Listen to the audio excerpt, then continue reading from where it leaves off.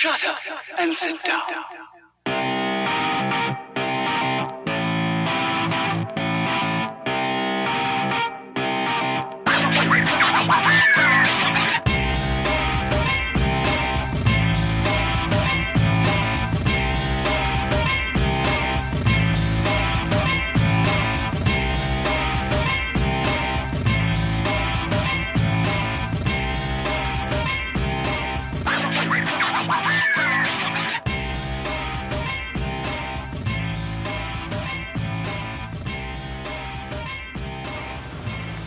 Well, hello, Internet people! Welcome to Epic Fail episode 157. You're not on camera yet. Yeah! Fails right off the get-go. Not only were we almost a half hour late, or technically over, tech issues, aka Draven's a moron. But we have a guest. I'll go ahead and switch over. Hopefully everything's working.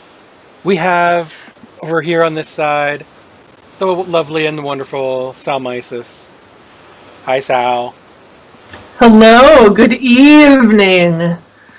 Good evening. It's wonderful to be here on this Saturday evening. And I'm here celebrating you and your show. Thank you for having me. I will say thanks in a confused kind of way. I am honored to be here. And now I'm even more confused. You look different than what I'm used to seeing, Sal. Did you change your hair? I slicked it back just for you. Oh, okay. But if you're talking about my facial markings, I was looking to get the exact response that you gave me the moment I signed on to Skype tonight. You said one word. Tyrande. Tyrande! And if I would have known this ahead of time, I would have had a picture of Malfurion burning down Teldrassil. And blaming it on Sylvanas. The Horde did it. I mean, I could, because of what I did, I could make Galv go away for a brief second, and there's a picture of the burning of the tree with Teldrassil Volunteer Fire Department. I'm still trying to get that name for next expansion for our raid team. We briefly entertained it, but I think we're sticking with the one. The high jaw? Yeah. The notoriety is still there. Yeah. I think you could go either way, because if you have the notoriety for the High Jaw Volunteer Fire Department, then people would understand what you're doing. So I did paint my face tonight. I was at the dollar store this afternoon. That's an excellent reason. Really, purchasing a container for my deviled eggs for a barbecue that I went to. I made truffled deviled eggs, and they were spectacular because I have this truffle zest powder, and it's way more truffle flavor than you were used to getting from like a truffle oil. So people were just like, pow, in their face with truffle. And it is so good. Anyway, I saw a bunch of cheap makeup. And I'm like, this needs to go on my face right now. No, I'll wait until I'm on Epic Fail tonight. Excellent. So, and I got other colors too. Yeah, this was for you. And the reason I did it this way was because I understand that you, Draven, are a sucker for the goth girls, or goth in general. I have a Is that why you like preference or is it emo towards that kind of music, but I wouldn't say. Wait, is Sal hitting on me? So no, I'm confused. I'm wearing black, and I've got facial.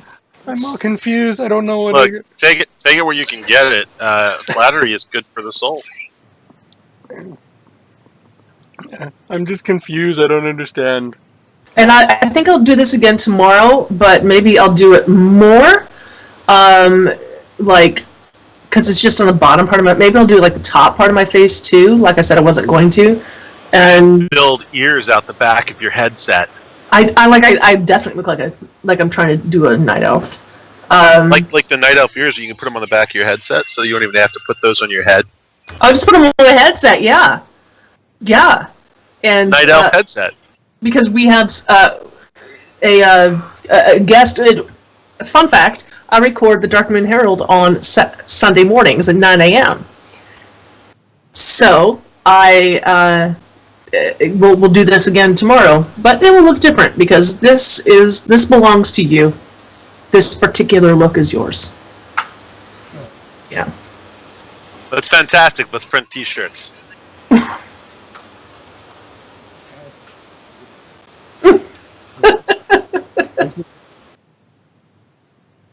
So people who pay enough to the Patreon get the special epic fail Sal's paint job emote.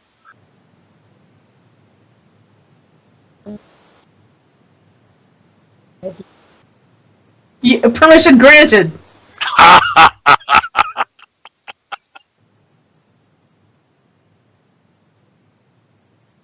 Hogger doesn't hold a candle to Sal. That's the kobolds. And I was apparently muted for that to the stream. So. But you sounded amazing to us.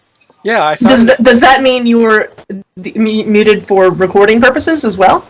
Yeah, it's fine. We're called Epic Fail. We can get away with crap like that. Honestly, what exceedingly high production value we have. Honestly, if there isn't something like that happens at least once a show, it's not an episode of Epic Fail.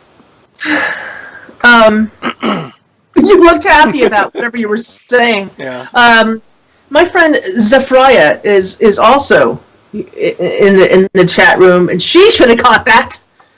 Yeah. Well, she's probably busy doing whatever it is she's doing. Leveling up another priest. Eliandris. Yeah. Thank you. Take me to church, priest. I don't think that means what you think it means.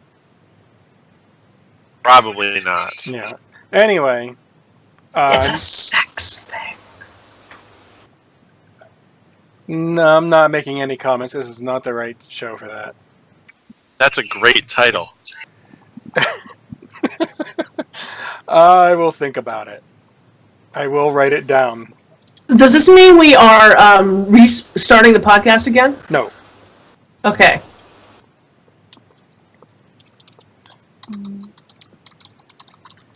Okay.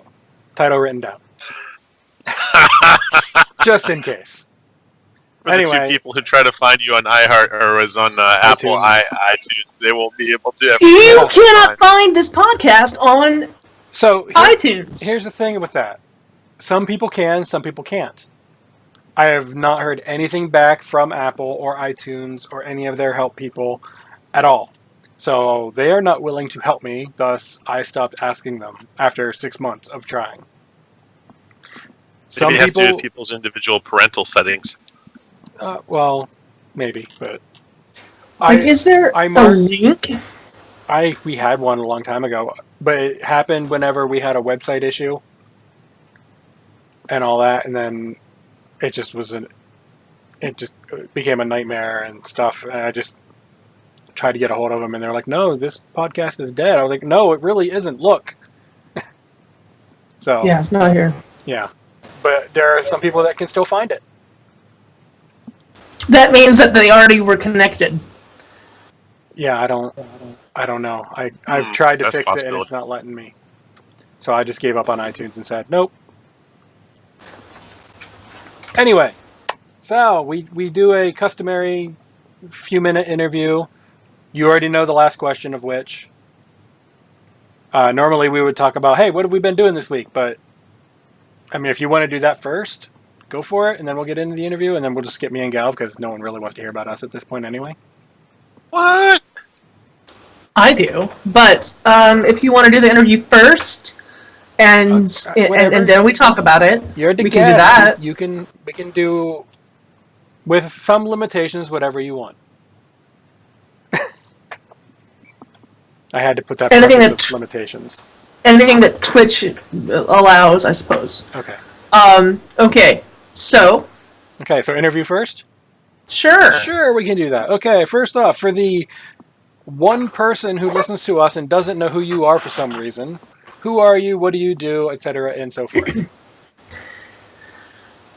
My name is Summer. My friends call me Sal. I'm on Twitter. A lot of people follow me, Summer_Sal. I am someone. I'm a part of the Convert to Raid family. The Convert to Raid Guild on Airy Peak. That's right. Galv has his Convert Raid T-shirt on right now. I have the same T-shirt just hanging up right there, and you're wearing something else that's not Convert to Raid. So that's kind of how people tend to know me. You know, is through that. Oh my god! Where? You said know me. Sorry. Oh, know me. Yeah. Don't worry, Gav. He's on his way to Teldrassil right now. He should be there in like. Thank God. Oh! I got my dog upstairs and my girlfriend over. I can't afford it. He should be there in like a week and a half. So a long time ago, I started a podcast for the Convert to Raid community called The Converted Podcast. Now, this is a podcast about the community, so we never run out of things to talk about, because sure, it's a Warcraft podcast, but it's really about you guys. It's really about the people, and when it's about the people, and the people in the community is into thousands, you'll never run out of people to talk to. So we've been doing that for however long, more than 5 years, I suppose. We've been doing that show, and we've been consistent about it. I'm so proud of myself. Okay, but also recently, this year, I joined. I was honored to join the Darkmoon Herald. So I am on a Warcraft podcast called the Darkmoon Herald. And that is a ton of fun. In spite of needing to wake up early in the morning on Sundays, my co-host Kevin, well, he's the host. He's the one that started that podcast, and he's kept it going. And years ago, 7 years ago, 8 years ago, however long, I used to just be a fan of that show, and I even wrote into that show in giving them my sideshow of suck moment, and he still had that in his email all these years later. That was really cool. He invited me on one time, and I didn't understand this, but it was a kind of a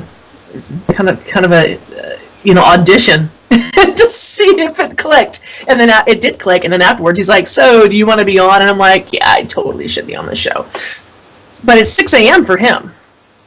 But it's fine for him, because he's like, he's got kids and a family, so he doesn't go out and do anything, right? I'm a single woman living in New York City, as you can see behind me in my window. That looks like New York City. It is a picture of New York City. But I also happen to live in Brooklyn. I'm in New York, so and I've always got stuff going on. Sometimes I'm still drunk at 9 a.m. on a Sunday. So, my performance varies from week to week. And after tonight, and all the moon wine, mana wine that I'm having this evening with you, my performance will be on one side or the other tomorrow. I don't know. So, that's how people know me. Oh, it's the Is it live tomorrow, or is it a recording? It's live. Everyone should tune in, though, and find out what style they get. That's right. So at 9 a.m. every Sunday, Eastern Time, or 6 a.m. Pacific, and we do have people that do it, because they just get off of work, a lot of them. We have a lot of people from, like, Australia, come in and listen. That's really cool.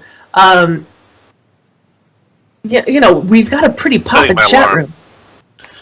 Yeah, where do you live? Central, so I think that's 8. 8 for you, yeah. Sounds like 8. And you can just roll out of bed and turn it on. But I suggest... You expect me to roll out of bed? Oh, but or not. You can use it on your phone or your tablet or anything, because we're just on Twitch, twitch.tv/Darkmoon Herald. And we actually have a really good time there. And we interview guests, and what I like about it is that we talk to people outside of Convert to Raid, because I've spent the last 5 years talking to Convert to Raid folks, and I've been very happy about that.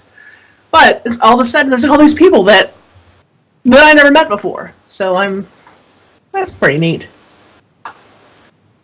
Also, I am a tech person. I work in tech.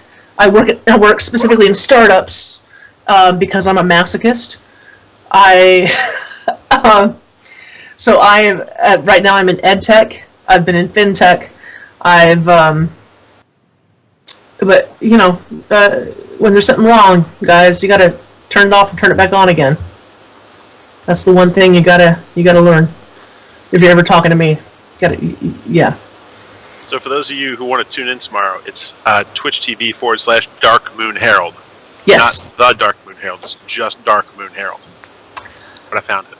You found it? I did find it. Okay, yeah, so it's not with the... I didn't know for a moment. I was like, oh. It's fine. I don't know. But we always have guests, and we play games, like Don't Take Trivia, where we throw people into the icy waters of Northrend if they get the trivia wrong. And I have my buzzer around here somewhere. I never know what Kevin wants us to do, but I need to be prepared for anything on that show. Yeah. Well, that's Sounds good. like I it. mean, you need to be prepared for any fail on this show. But there are so many. So many fails. There are so many fails every week. Isn't that the point? Well, kind of, yeah. Yeah, Howland just showed up to chat. Hi, Howland. And he's like, Sal's here. This might actually be a good show. I'm just like, thanks? ? I'm here to answer questions and get drunk. Those two usually don't coincide very well. There's a lot of alcohol in this. Okay. Galv, are you drinking as well? Is his name Galv? Whereas Yes, I took your lead. Yeah, I do not have anything alcoholic. I have, we'll just say it's a dark soda, since apparently you get in trouble if you show what they are. Do you? Yes, because dark sodas hate free advertising. Well, it's not that. It's weird. But it is a carbonated beverage, non-alcoholic, and it is not the one that is majorly red in label.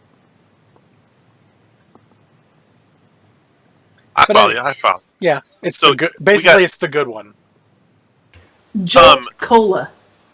So, No. Sal, World of Warcraft, what teams do you raid with or play with? At the moment, I play with the Rubber Chicken Coalition. RCC forever! RCC. And the reason I do that is because everyone is the best on that team. And if I sleep through raid, they don't kill me. And I had a really crazy work schedule this past year. And they were really nice about that.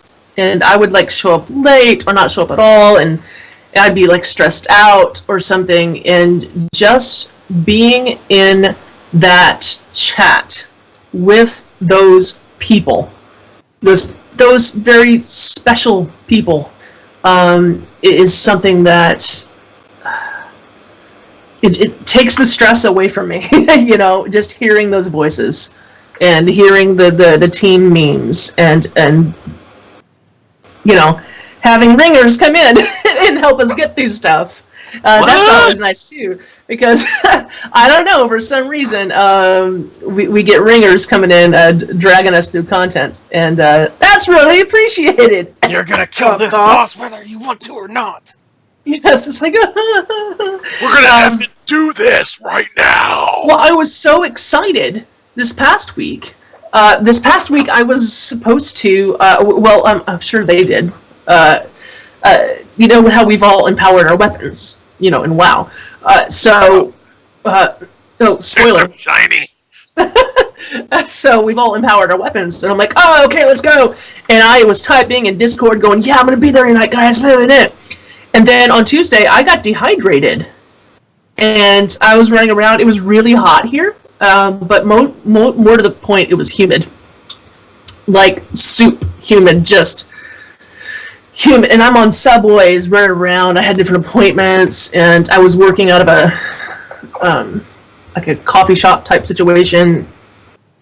And just going place to place to place to place, and I just forgot to drink water, and I was sweating profusely all day long. It was just humid, you know. And everyone's walking slowly. In fact, that morning, on Tuesday morning, there was a kid like 13, 14 years old, passing out, like he was holding himself up at a car, and he was like starting to pass out. And I tapped him on the shoulder because you don't know. I'm in Brooklyn, it could be drugs or something. But no, this kid was just hot and dehydrated. And I walked him into a bodega, and I'm like, you need to sit down. Hey, listen, this kid's okay. He just needs to sit down, okay? I'm not, he was about to pass out. And they're like, we got him. And they gave him some water, and, the kid didn't know. He was just kind of woozy, like sitting there. And that should have woken me up, and I should have said, you know what, I should drink water too. Anyway, I get home at 8:30, and I pass out. And I woke up at 2:30 in the morning, 3 o'clock in the morning, after going to bed at 8:30, and I woke up with a hangover. Yeah, I was going to say, I was guessing you had a big headache at that point. I didn't drink a bit of alcohol at all. I was just dehydrated. And I woke up as if I had a hangover. And I was like, wow, I am dumb. And I spent 4th of July just sequestered in my basement apartment on the Pedialyte. That was crazy. The last few days have been beautiful. But you gotta be careful out there. I put 3 different kinds of sunblock on. But I wasn't wearing it. I wasn't drinking water. I wasn't drinking the sunblock. I legit had 3 kinds of sunblock. It's all in my makeup and stuff. It's in my think drinking potions, sunblock whatever potions. They keep me looking like I'm only 40. What? Like you're only 40. Sal. I don't look a day over 40. Because of the potion. Well, if you're fishing for compliments, there's no for way. a night elf, you look very young. I'm 40. I turned 40 a couple months ago, and I wouldn't have guessed that. I was gonna go there. Well, it's the facial markings, I'm sure, but my 30s were so demonstrably better than 20s. Anyone here in your 20s, trust me on this. Give up now. Don't even go any further. Don't meet a girl. Don't start dating anybody. Just don't do it. Okay? Get to 30. Get to 30, and then start looking at dating somebody, start looking for a reasonable job. If you're 24 and you're like, oh man, my career, move to Asia and screw around for a few years. Hit 30 and then start thinking serious, and everything is just so much better. 30s kick 20s ass. For real.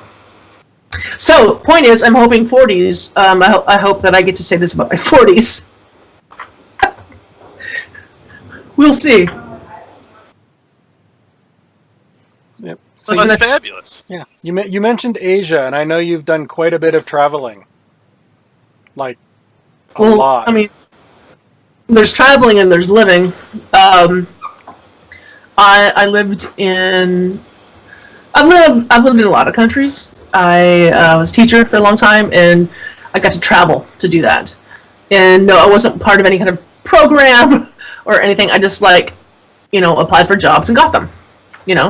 And I spent most of my time in Korea, in Seoul, and wow, Korea is really great. Like, I enjoyed my time there quite a bit, and some of my best friends that I have in life I met there. So some of my friends that I saw tonight are people whom I met in Korea, and those relationships are, valuable. And anyway, also the food is amazing there, and the people are nice, and English is commonly spoken. So no, I don't speak Korean. The reason I don't speak Korean is because no one speaks English. So I can't say enough about Korea. But I've also lived in Russia. I had an apartment in Istanbul for a while. I've traveled to a bunch of places, spent a few months in India, spent a month in Indonesia, and then other than that, there's been vacations, where if you're gonna live in Asia, you might as well bounce around to other places, So I've been to Bangkok more times than I'd like to admit. I only went there on purpose once. How do you not go to Bangkok on purpose? Well, have you been to Bangkok? I haven't made it over there. I've been as far west as Australia, east and west as Australia. And as far east as probably Germany. Well, I would say that Australia and Korea are just as far west as. Yeah, you know what I'm talking about, right? Yeah. Okay, so you've been to the southern hemisphere, but actually, my first raid team was with a bunch of Australians and Kiwis, because I was in Seoul and they were in Australia. How do you deal with the high-pitched Kiwi voices? Because Australian voices are great. What? Some of the Kiwi voices just get off the register on the top side, and it sounds like screeching glass.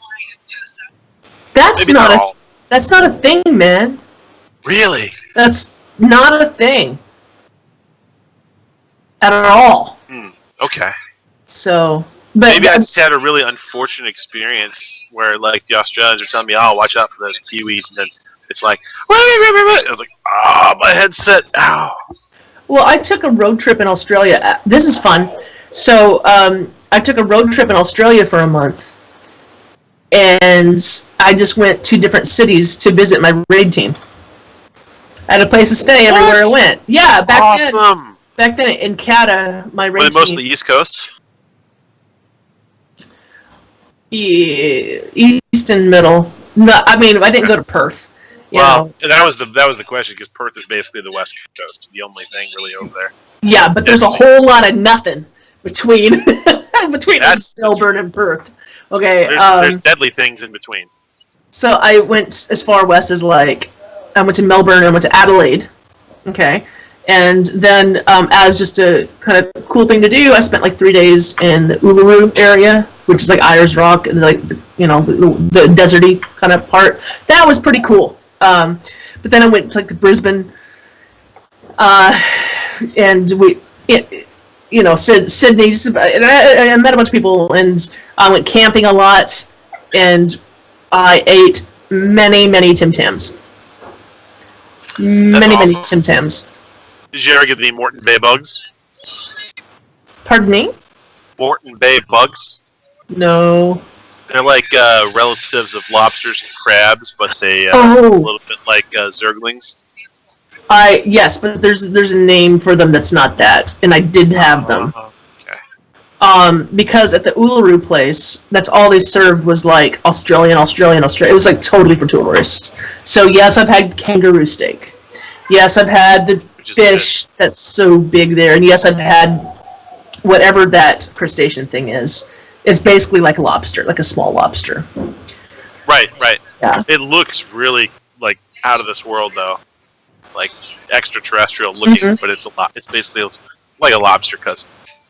Right, but it doesn't make any sense to serve that in the desert, man. We're nowhere near the water. Why are you giving me all this fish and lobster? Yeah, but why are we talking about Australia? We're talking about you and where you've been. And your Australian raid teams and stuff.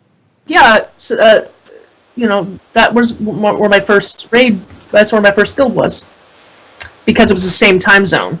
Okay, I was in Korea. It was the same time zone. I forget which state, but we had people from the American military in too. We had people who lived in Japan. It was just a bunch of English speakers. We had like a businessman who lived in Singapore, but he was like Canadian or something, you know. So it was, but it's totally a normal thing over there to have like international everything. In fact, if you're a Kiwi, if you're from New Zealand, on your resume, you want to have what they call international experience, like IE. You know, it's a thing on your resume. It might not be called IE. There was a giant crash here. Did you hear a giant crash? Yeah, that was amazing. What did you do? One of the reasons I'm staying muted. I got fireworks outside. Oh no, my roommate came home. I thought you were going for better definitely drunk. If I was going for better ratings, Galv, I'd turn my camera off. I have mine. So you'll hear a whole lot of noise in the background, and because it is Saturday night in Brooklyn, okay, and that is just the thing. That was one of the reasons why I hadn't asked you onto the show, is because I knew you had Darkmoon Herald at ungodly hour Sunday morning, or at least that early for me. Because I don't go to bed until you're quite the night owl. 5 a.m. at the early end. If I sleep, I mean, I log off, and I'm not always on the computer 24/7, but I log off the computer anywhere between 3 and 6 a.m. most nights. Yeah. And then if I sleep, I sleep. If I don't, I don't. But yeah. So I was like, Frasley's in the chat room. Yes, I see. He just subbed for 4 months. Oh, that's fantastic. I didn't see that. Thank you, Frasley. He was a guest on about 4 shows ago, I think. Maybe 5? 4 or 5. Recent. But yeah, you have Darkmoon Herald, so I was like, well, that's going to be kind of a kind of cutting it close. So I was like, and then you said that to me, and I'm like, nah, I'll do it. Yeah, you're like, I don't care. I'll be drunk anyway. Ask Sal. Sal's great. Yeah. Bring Sal on. Yeah, that's the answer. But that was the reason why I hadn't asked you prior, is because I knew you had other things that might conflict schedule-wise. So I was like, well, and then I just happened to mention something, and you were like, no, I'll do it. I was like, okay, fine. Here's the official invite, which anyone who's gotten one of the quote-unquote official invites, not everyone gets those, knows that they're fun. It's basically just a blank spreadsheet of discussion topics, which is the list of... No, the actual invite, not the show notes. No, the invite is on a scroll. It's on a scroll, and he types it like on a scroll, and you get like it's got like a fancy font on it and everything. Did I ever get one of those? Probably not. I do those for the special guests. Like not the special guests. Yeah, he sent mine on a short email. No, I got an image with a fancy worded invite, and I tried to reply in kind. Reply in kind, yes. So, what's lovely having you on. We'll rely on your expertise as we discuss various topics throughout the night. Yeah, such as dealing with fireworks outside when it's not freaking July 4th. But anyway, moving on. You've been all over the world. Mm-hmm.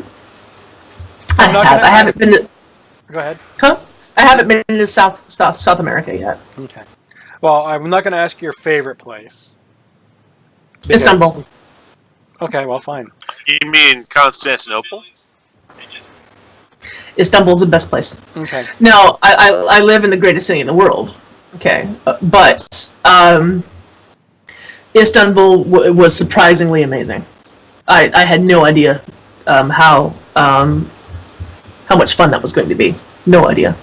The bars, the dance clubs, the drinking on the Bosphorus, eating fish and baba ganoush and balik ekmek, like these fish sandwiches. Just, oh my God, food there. and the people, Not only everyone's is it cool. delicious, but just being able to say Baba Ganoush alone is worth Baba ganoush. Yeah. Eggplant. I don't think they called it Baba ganoush. I can't remember. But I ate very well there. And I had an apartment there for like 5 weeks, I think. And 4 weeks of it was by myself. That was crazy. So Istanbul, I mean, the best museums, just imagine the history, this is like right there, on the Mediterranean. I mean, right in the middle of everything, former seat of the Holy Roman Empire, not to mention everything else that came through there, was the center of the known universe for so long. For so long. The Ottoman Empire, and Hagia Sophia, or Hagia. The Hagia Sophia? Yeah, I can't pronounce it either, but I know what you're talking about. I haven't seen it. Have you seen it? Tell me about it. I was in it, yeah, because you can take tours and stuff, right? It is a thing of beauty, and like it's going to be awesome, right? It's going to be remarkable, and you know that. But then you get in and you're like, I didn't realize how remarkable. And it's been a church, it's been a mosque, it's humongous, right? And there's all these like mosaics that were painted over when it became a mosque, and they are reconditioning these and doing renovations, and it's painstaking work.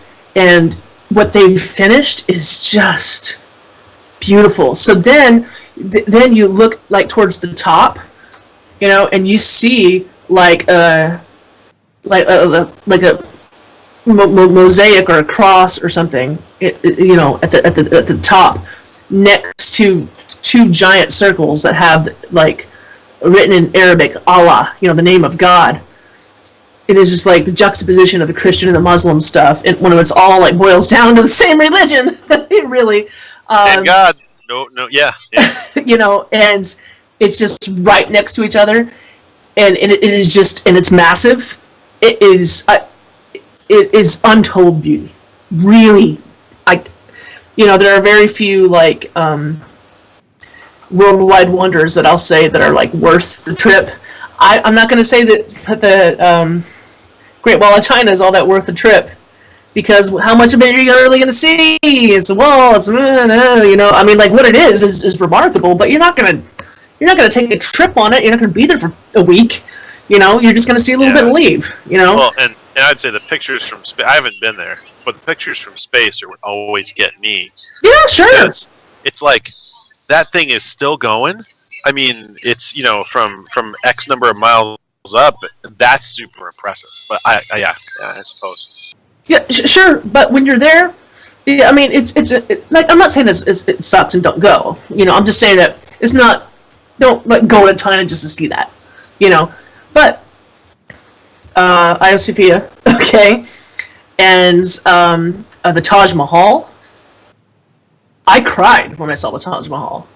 And maybe because I was exhausted, and maybe because I'd been on a train for a couple of days, and maybe I had food poisoning. I don't know, but I totally cried. Saw the sun come up, and hung out the Taj Mahal. And Taj Mahal, I mean, it's a mausoleum. There's not much to see when you get there, but you're just there like to be part of the awe, the splendor of what the Taj Mahal is. And totally worth it. Just to be in its presence. Sal's World Tours. Yeah, this is fantastic. I hope everyone in the chat room is appreciating the excellent life and travel advice here. You guys got to get out of Azeroth more. Yes. You can't not go to Bangkok if you go to Asia. I mean, you can, but like it's hard. It's the gateway. It's the gateway into the rough stuff. You get to Bangkok, and then you like head over into Vietnam, and then you head over into like all the other Southeast Asian stuff. But the Bangkok's a hub. It's like how we're always ending up in like LAX. We're always ending up in O'Hare Airport. Well, the Bangkok International Airport, whatever it's called. Royal King, whatever, that airport is an international hub. It's giant. So it's hard not to go to Bangkok, but I've been there like at least 5 times. And I got stories that I have to tell off air on that one. But like everything they say about Bangkok is absolutely true. 100% true. Like, as crazy as you've heard, I've taken a shot of snake blood. Like this stuff is real, it's true. Yes, there's a ping pong show and it's easy to get to. Yes, there's, like, everything is true. And it's not the happiest place on earth, I'll tell you that right now. So that's like the Lando Calrissian right there. Oh, all the stories you've heard, they're true. I haven't seen that movie, and I tried. Oh, Navox is in the chat room!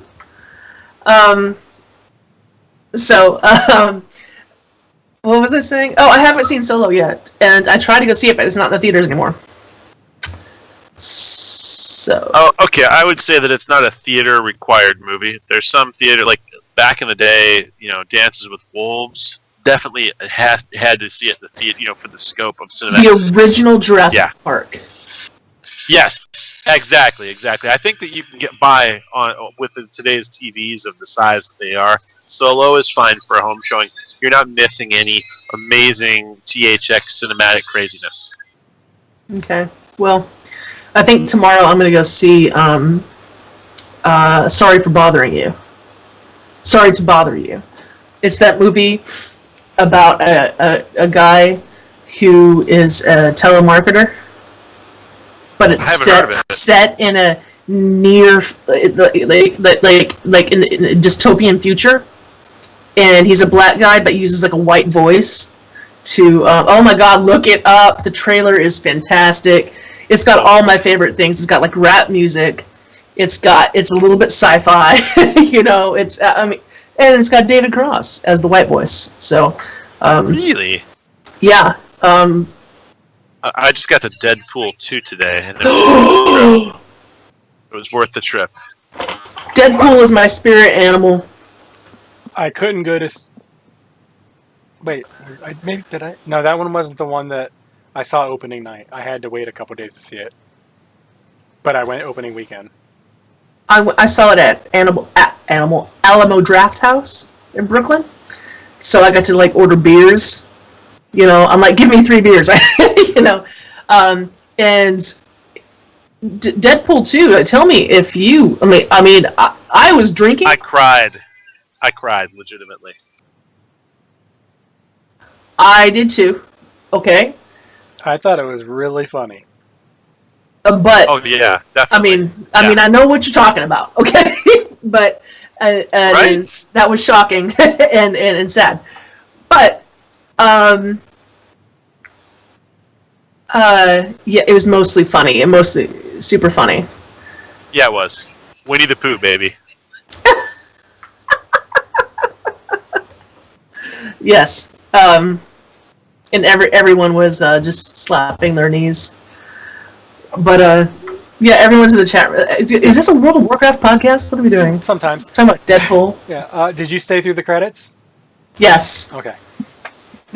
So for those of you who have not seen it yet, this is not a spoiler, but there is no post-credit scene. However, there is a post-credit song or an end-of-credit song that is worth hearing.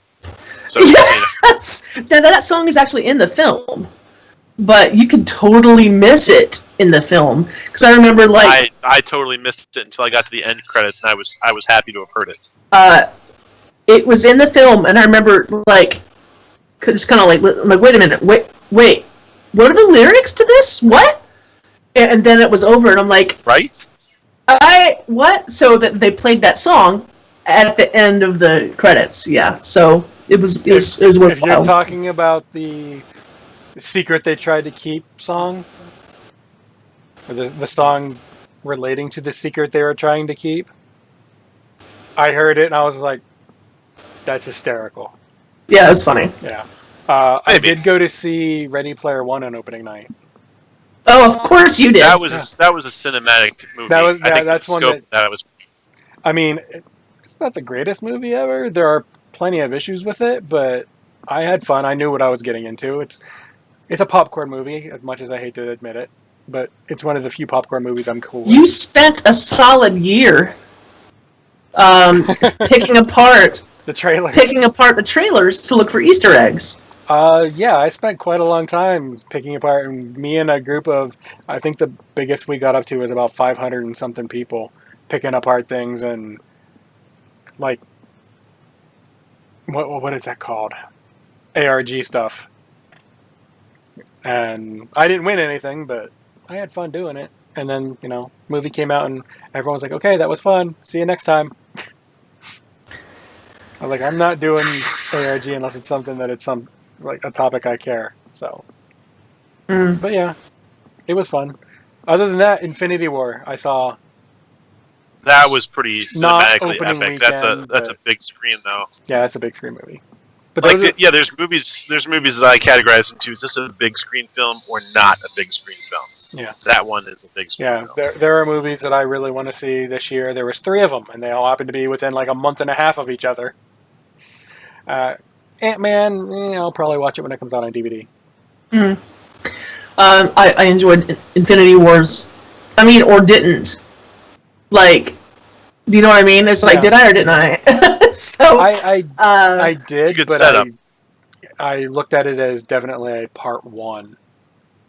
So whatever the next one is, we'll decide whether or not I liked it or not. It was kind of like, after going back, it's kind of like Lord of the Rings to me. They're all one movie. They just are split. Right. And that's what Infinity War felt like. It's part 1, and this whatever the next one is part 2. Navox in the chat room says, I think I just don't like other people around me in movies. Okay, go to Alamo Drafthouse and get reserved seating.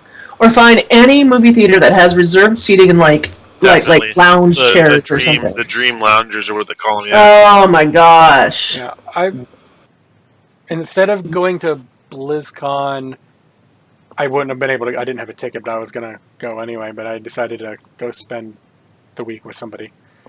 That was fun. That was a big mystery. That was. Yeah. Anyway, we went to go see Doctor Strange and the Warcraft movie, and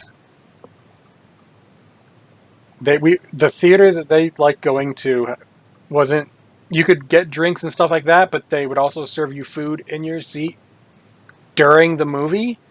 And that just, the convenience of it, sure, but I don't like people walking in front of me when I'm watching a movie.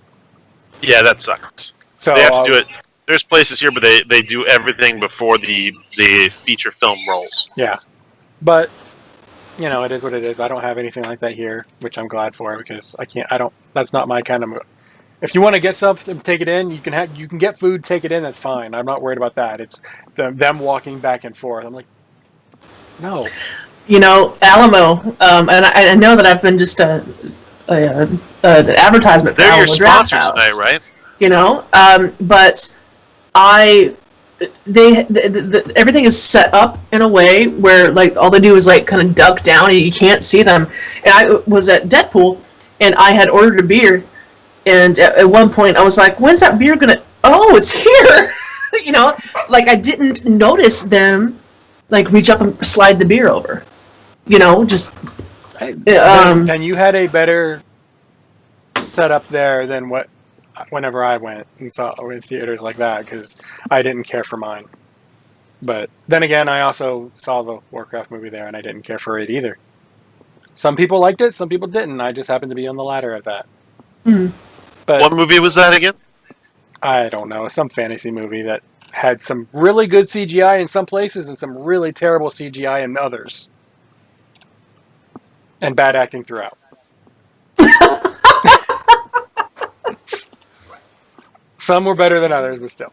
But anyway, I was trying to set you up for the getting on track. For getting on track, this show doesn't have tracks, Alf. We lost those tracks a long time ago. We're out on dirt roads.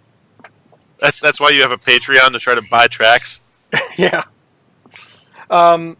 I was going to ask more questions, but seeing as how we've already been as long as we have talking about world travel and stuff like that, and I'm not regretting any of that, so don't take it that way. I'm just going to skip to the last question. No, it was fabulous. That was the best content, is interviewing Sal for the first half of the show. Yeah, absolutely. But because we do cover Blizzard stuff, we probably should cover Blizzard stuff for a little bit. I know, everyone's disappointed. It happens that I know a little bit about Blizzard stuff. Well, that's good. But that's before good. we do I plan on asking questions. Yeah, but before we get there, we have a tradition here, and you know what this tradition is because I talked to you prior to. And since we are called Epic Fail, we decided to make a tradition way back when. Whenever we have guests, we have to ask them what their biggest in-game, preferably epic fail is. If you don't want it to be in-game, that's fine. You can do a real-life epic fail, but in-game is usually funnier. If you're talking about like real-life epic fails, you're just trying to get sad. You know, that you're just lining yourself up for. It's something that would be silly and funny. So we'll stick with in-game. Okay. So when I was a noob, and I am a cata baby, as a matter of fact, I started at Christmas time. I got a Christmas present. A friend of mine gave me World of Warcraft and all the expansions, and a new Wi-Fi router because that's a very handsome Christmas gift. You must have had a really good friend. I never got in his pants, and I still don't, to this day, understand why that never happened. But I was in Seoul, and he worked on the military base, so he had access to like the English versions of it and stuff. So he got all this stuff for me, and I'm like, you just gave me like a $200 Christmas present. You know, like, wow. But his deal was that he wanted a friend to play with the World of Warcraft, you know? And he got me into his guild. It was this Aussie guild, and it was great. So basically I started at the beginning of Kata. So I'm trying to like level up, and I'm going through, and I'm reading all the stories and stuff. And I am in one zone. I was a Draenei.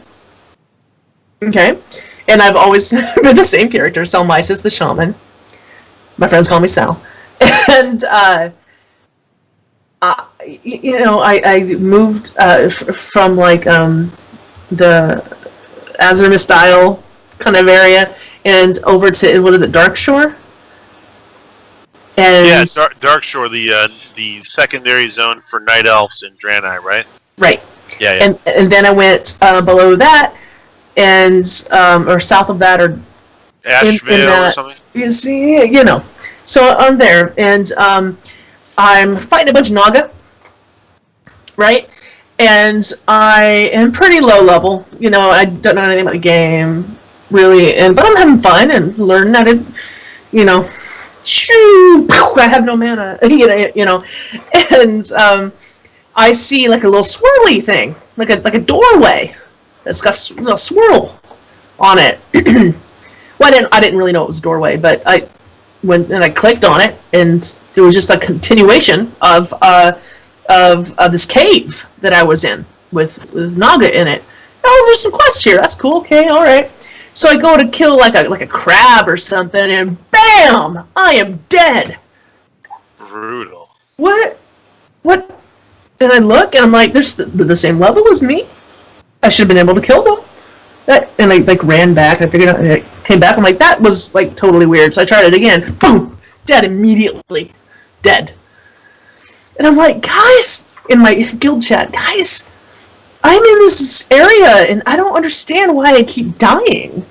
Like, what's going on? Well, what zone are you in? I'm looking, it's called Black Fathom Deeps. And they all laughed and said, Sal, that's an instance. That's a dungeon. You're supposed to do that with 5 people. Including a tank and a healer, which I didn't know what either one of those things were. So that was definitely a big fail on my part. Jumping into an instance and trying to... it is just right in the middle of where you're questing. You know? It's the end of the cave. It's a harmless mistake, yeah. But they laughed at me a lot when I did that. So there's my epic fail. I like it. I mean, I won't say anything because I think a lot of people have done something similar. But if you think people laughing at you constitutes an epic fail, then Galv gets epic fails every week because we laugh at him every week during raid. I don't normally survive instance dungeons with 5 people groups anyway too. So yeah. Sal, just so you know, I pick on him all the time. He picks back. Oh, this I know. Yeah, I know. He picks back, so it's fine. Okay, so with that, so I get to hang out with the RCC group, and they're like, "Oh, everyone's so nice, and Howland's so nice. Everyone from your group is so nice." Then we get to raid night, and it's like freaking, what's that book where the kids are stuck on the island and end up killing each other? Lord of the Flies. Lord of the Flies. Yeah, that's our raid night. Lord of the Flies, where everyone's like trying to hang. We only kill each other on. Are you Piggy? I certainly feel like Piggy on raid nights. Sucks to your Asmore. Now, to be fair, it's only Lord of the Flies during Heroic Coven, where there are occasions where we do intentionally kill each other. I have clips of Theory like gripping all of the Norgannons right on top of me over and over. It's well deserved though, so yeah. Ooh. Oh. Yeah. And I'm sure there are clips out there of the lightning part of it and me running through people. But I'm a paladin, so it doesn't matter. Because auto bubble. Well, speaking of bubbles, I've been on the Urel and Hots and her bubble. Anyway, we're not on that yet, but I can't wait to talk about it. Yep, we're getting there. And so we'll just go ahead and start with the news. We'll breeze through a couple of these because there's not a whole lot of information for some of them. Yeah, it's a quiet week. Yeah, which is nice. It gave us plenty of time for a nice long Sal Travels the World segment. We only, You know what? I declare we have to have Sal back. I didn't say we covered everything. No, I'm saying we have to have Sal back on yeah. another slow news week just so we can interview Sal about foods of the world. Yeah. But anyway, getting back to the railings, or at least... I didn't even tell you about the time my roommate tried to shove me into a volcano in Indonesia. Was his name Joe? No? Did he look up the volcano? That's funny because my roommate now is Joe, but no, her name is Carrie, and she was mad at me. And there's photographic evidence of me. Anyway, we should... Yeah. Speaking of volcanoes, not even a little bit that I know of. Destiny 2 is going through its free weekend right now. So if you want to download it and play it, feel free. But I've heard so many good things about Destiny 2. Well, it's not really Blizzard, but it's on the launcher. That's why I added it. I've heard no good things about Destiny 2. I've heard some, but I'm bad at shooters, so... I've done the top level rating in Destiny 2, at least for the first two patches worth of content, with people that I knew from CTR and stuff like that. So that was cool. But, I mean, it's fun. Like, playing Diablo on break from World of Warcraft is fun. But, I mean, it's a grind. When you hit that certain level, it's a grind again. Mm-hmm. I'd rather grind Overwatch or HOTS than Destiny 2. I'm just bad at shooters, so anytime I see, they have limited ammo in this game, not for me.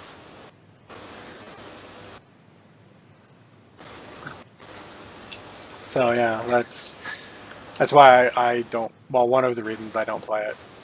Well, I'll tell you what. If it's a free weekend and you like sort of that adventurism of those shooters, and you have here's the trick. If you have one or two friends to play with, it makes the journey fun. If you're going to go grind it solo, you might as well load Halo on the Xbox. Oh, shade. Shade. And I know that Navox is he's in the chat room right now, is why I mentioned it, he's a huge Halo fan.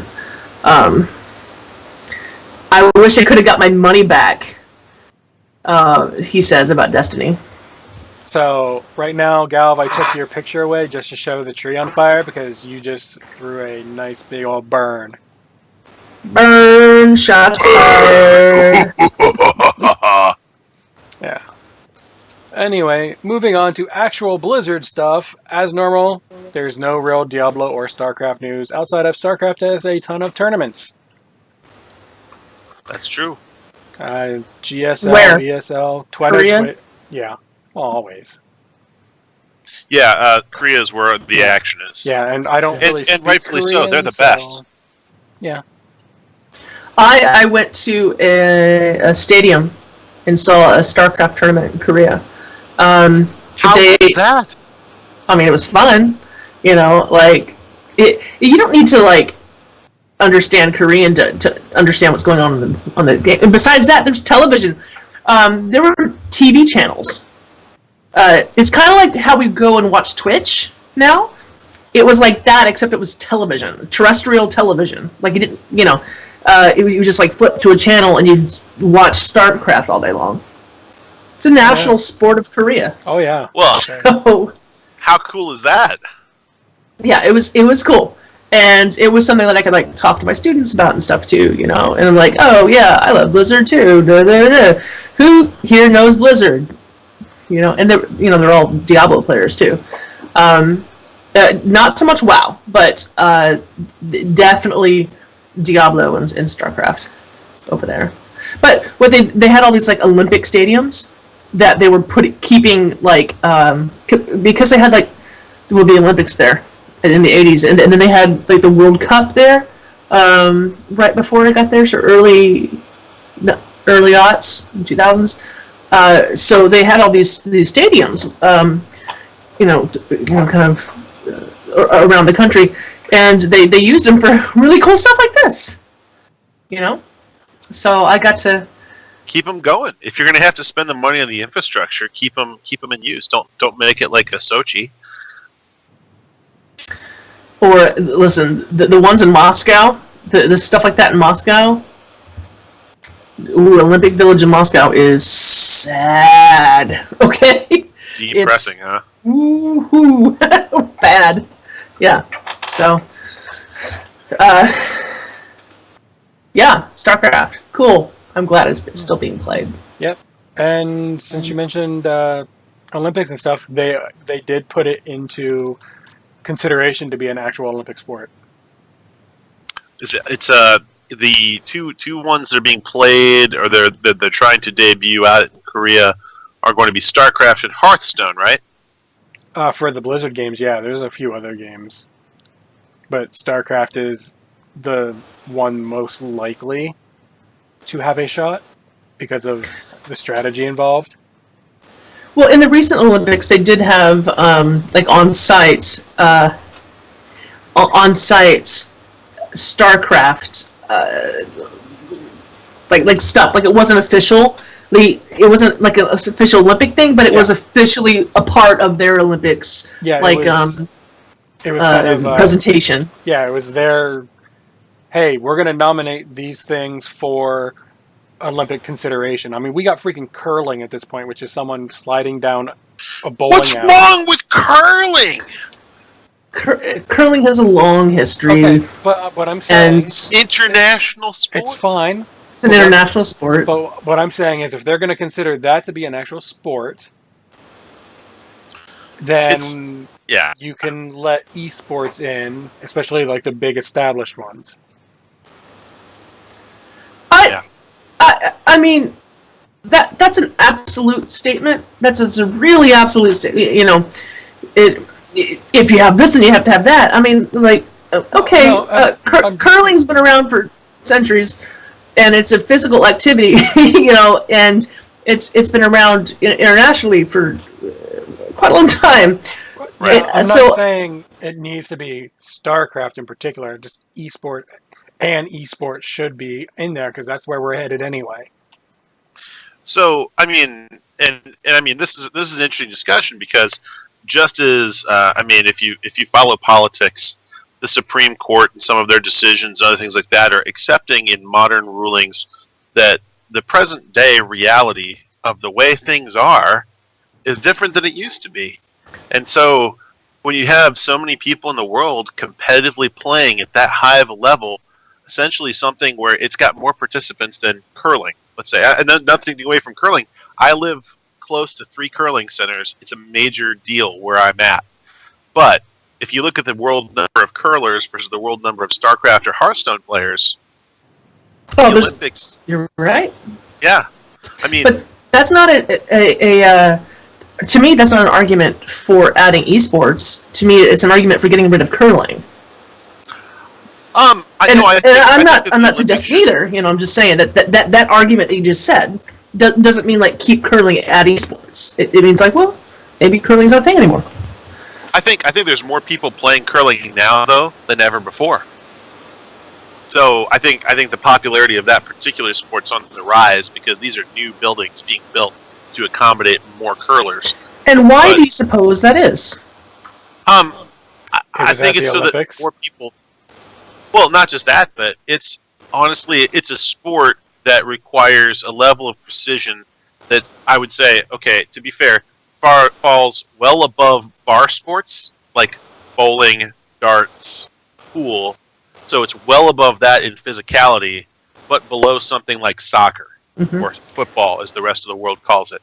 And so, but at the same token, I think eSports is so big that the Olympics really needs to start recognizing, I wouldn't say the physicality of it, but you watch some of these reaction times of the, like, Soon and these other guys playing Widowmaker and the Twitch reaction, the neurokinetics involved for these players to make these plays. Okay, it's not major muscle group stuff, it's fine motor coordination, but it's beyond the level of anyone else on the planet.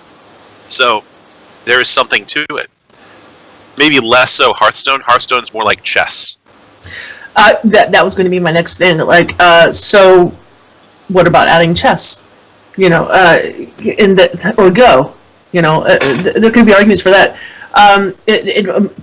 To the point about like why is curling more popular these days? I agree with Draven that because of the worldwide nature of the Olympics and how we can now like watch on demand these things. Well, curling might have been something that was on at midnight, and you weren't watching it live, but now it's on 7 channels, so you can watch curling, and so people can like watch and go, oh, hey, that's pretty cool. I want to try it. I imagine it's because of technology and information that people are starting to go, oh, hey, I'm going to do that. Now here is something that none of these other sports have that eSports definitely does, and that is a corporation behind them. If the Olympics Committee, decides on, just for argument's sake, Starcraft, where Overwatch actually has a league, and but let's just say Starcraft, okay?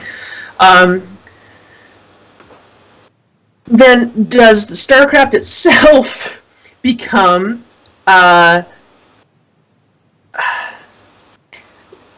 like open source? Now I ask this question because this happened in Korea, where after Starcraft 2 came out, there were people still playing the original Starcraft in tournament leagues and making lots of money off of it. But Blizzard was like, hey, we're not doing that. We can't support it. Blah, blah, blah. And it had to do with like the IP, and there was like lawsuits and stuff. And one of the people in charge of these teams said, you know what? We don't pay royalties to the guy who invented the soccer ball. Why would we pay royalties to the guy who made the sports equipment we call Starcraft? And while it's not the same thing, and there's art aspects, and there's, I get it, okay, but what about that guy's? I think he's got a point. And if it's actually in the Olympics, then maybe it shouldn't be like a money-making scheme as far as video games go. I don't know. Like what would you?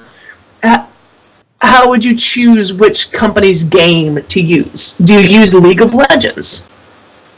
No, I hate League of Legends, but I would be okay if that was one of the, I'll just say 3 eSport games, because it is so big and so popular. But whatever you choose ends up making a lot of money. Just because Valve currently runs League of Legends, and Valve, for as much as I use Steam and Valve, which I've got it loaded right now on my computer, I really enjoy the user-friendly aspect. It is not, that company has not borne out to be a intellectual property friendly, nor a developer friendly, artist friendly. They are out for the money, the bottom line for Valve and Steam, and that's it. Okay. Yeah, that's the hard part with having an esport at the Olympics is intellectual property, and also balancing, and like game balance. That has to be a lot better. Game balance. A lot of games. Like I love Overwatch. Everyone has a counter, etc., and so forth. But there's heroes like Brigitte who are not easily countered right now. Maybe we haven't figured it out. Who knows? But it's just one of those things where you have to be able to counter picks. And Overwatch is a good example of something that you could counter because you can switch. Whereas a MOBA like League or HOTS, if you get outdrafted visibly, you have a much harder time no matter the skill level. Yes, with some exceptions. I mean, if a team of pros went in and we picked their heroes and gave them the 5 worst heroes possible, and we got the 5 best heroes possible, someone at my level, pros are still going to kick the crap out of us because they're freaking pros and I'm not. So there are exceptions to that, but in terms of similar-ish skills, game balance, has to be a thing. You don't have to make every character viable. I don't necessarily agree. I would like to see it happen, but it doesn't need to be. As long as there's a good 30 to 40. I think the Overwatch League is an excellent example where they pick a version. They say the competition is going to be based on this supported version with these characters and this balance, and for a certain period of time. These maps, yeah. Right. You set those parameters, and you set them a year in advance or 6 months in advance, and everyone's supposed to play that meta and balance that meta. Yeah, having like this is the map pool, this is the balance, this is the patch we're using this year. Starcraft might actually be a whole lot easier when it comes to game balance. Yeah, because it's sort of a dead game. It's got lower numbers. Not a too. dead It's game. Like range 12, damage 15 instead of. Well, yeah. Okay, I'm not talking about. It is. If you think Starcraft is a dead game. No. Production-wise, okay. It's not being, when I'm saying, they're not introducing changes in a rapid pace to Starcraft. Yeah, whenever I'm saying like range 12, I'm saying that's the range on the freaking siege tank. That's how far they can shoot. The numbers they need to input are so small compared to things like WoW, where, I mean, you get into the right raid group, you're seeing 2, 3, 4, 7 million DPS. Okay, but we're not talking about WoW. No, as a possible esport. No. Your point is irrelevant. I was just using that as an if you want to stay on schedule, we should, but yeah. But so obviously not a black and white issue. Like, how do you? I'm just saying I would like to see some kind of esport in the Olympics, because at this point it feels to me I might actually watch the Olympics at that point, as opposed to, the Olympics are on? What else?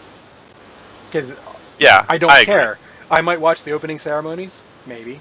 I might watch the closing ceremonies, maybe. No. So, like Ninja could carry the American flag in, right?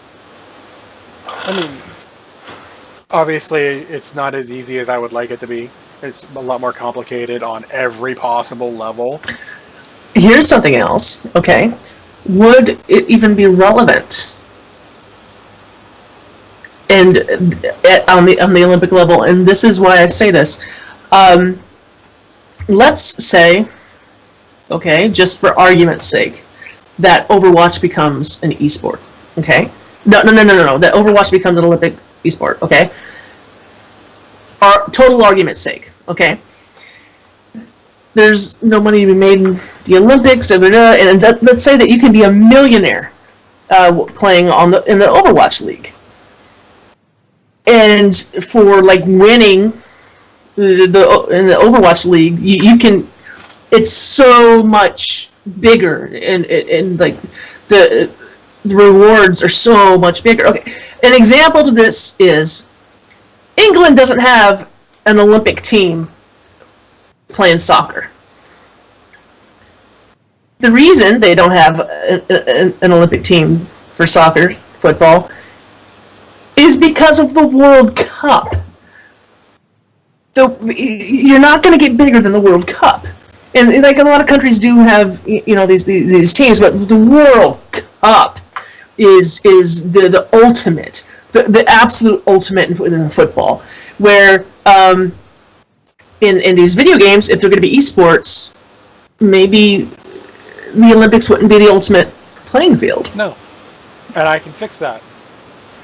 I know a lot of places don't allow the professionals. Like, I don't know if baseball, I don't know even if baseball is in the Olympics at all. But like basketball. Yes, it is. Yes, yeah, this is how much I pay attention to the Olympics anymore.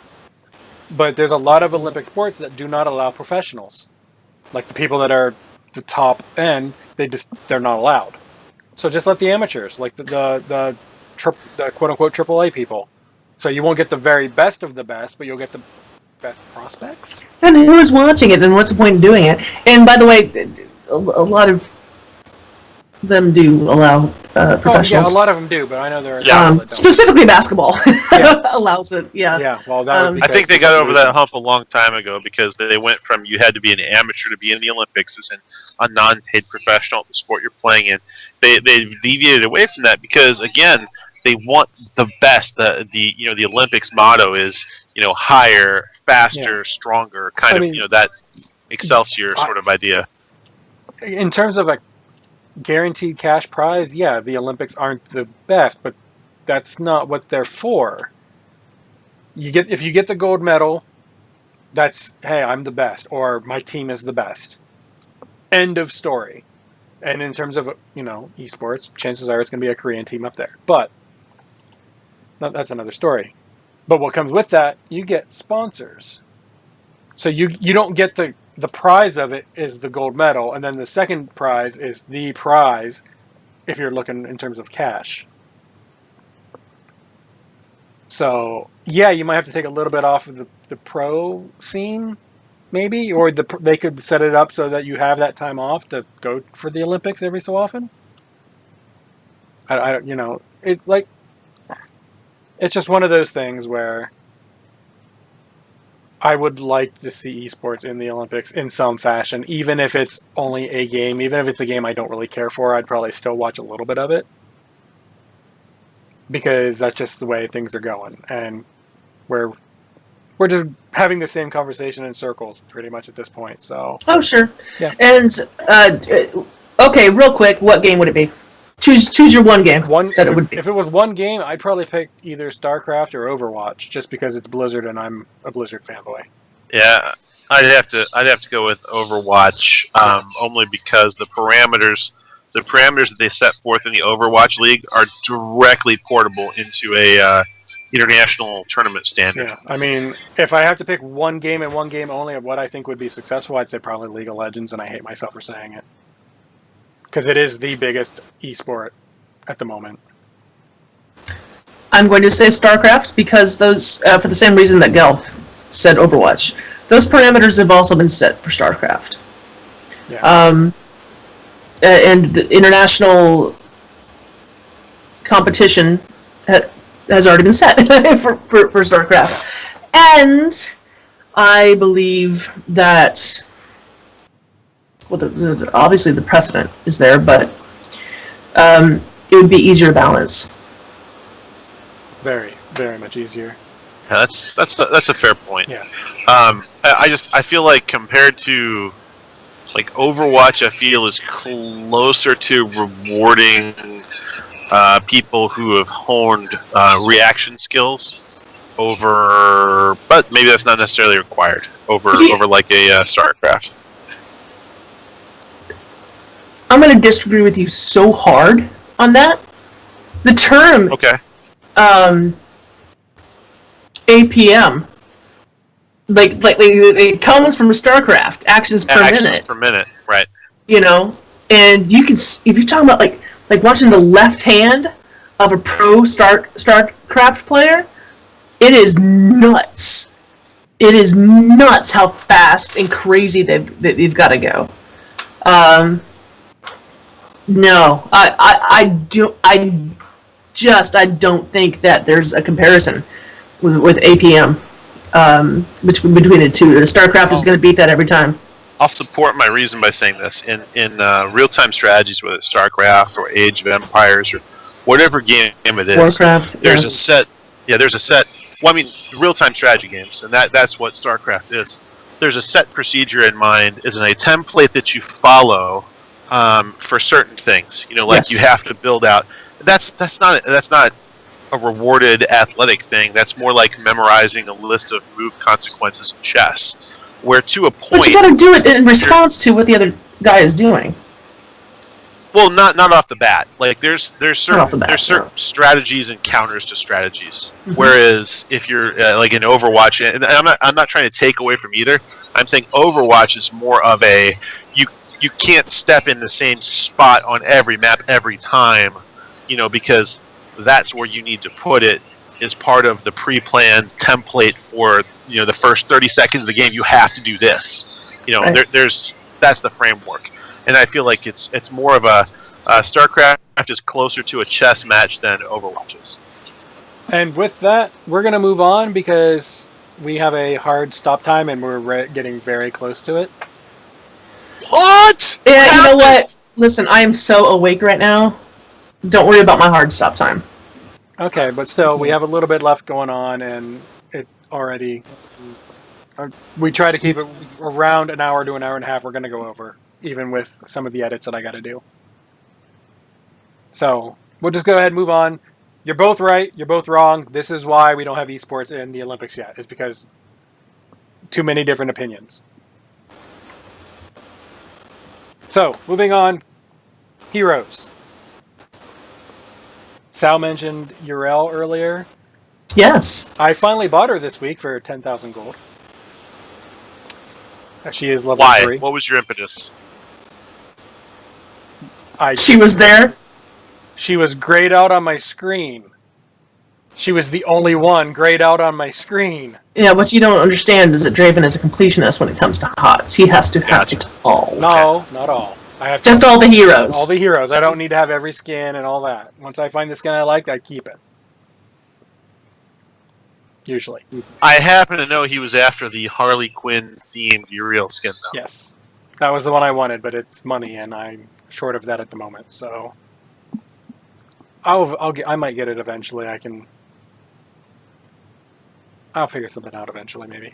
If not, I don't plan on playing her all that often anyway, because she's not the kind of tanky player that I like playing. I played her for the first time today, as a matter of fact. I bought her this week, and I played her for the first time today. And I went to Icy Veins, I got a build, but she doesn't do any damage. Okay, like she's not a she's you got to bring a killer with her, but she can peel people. Like she can peel.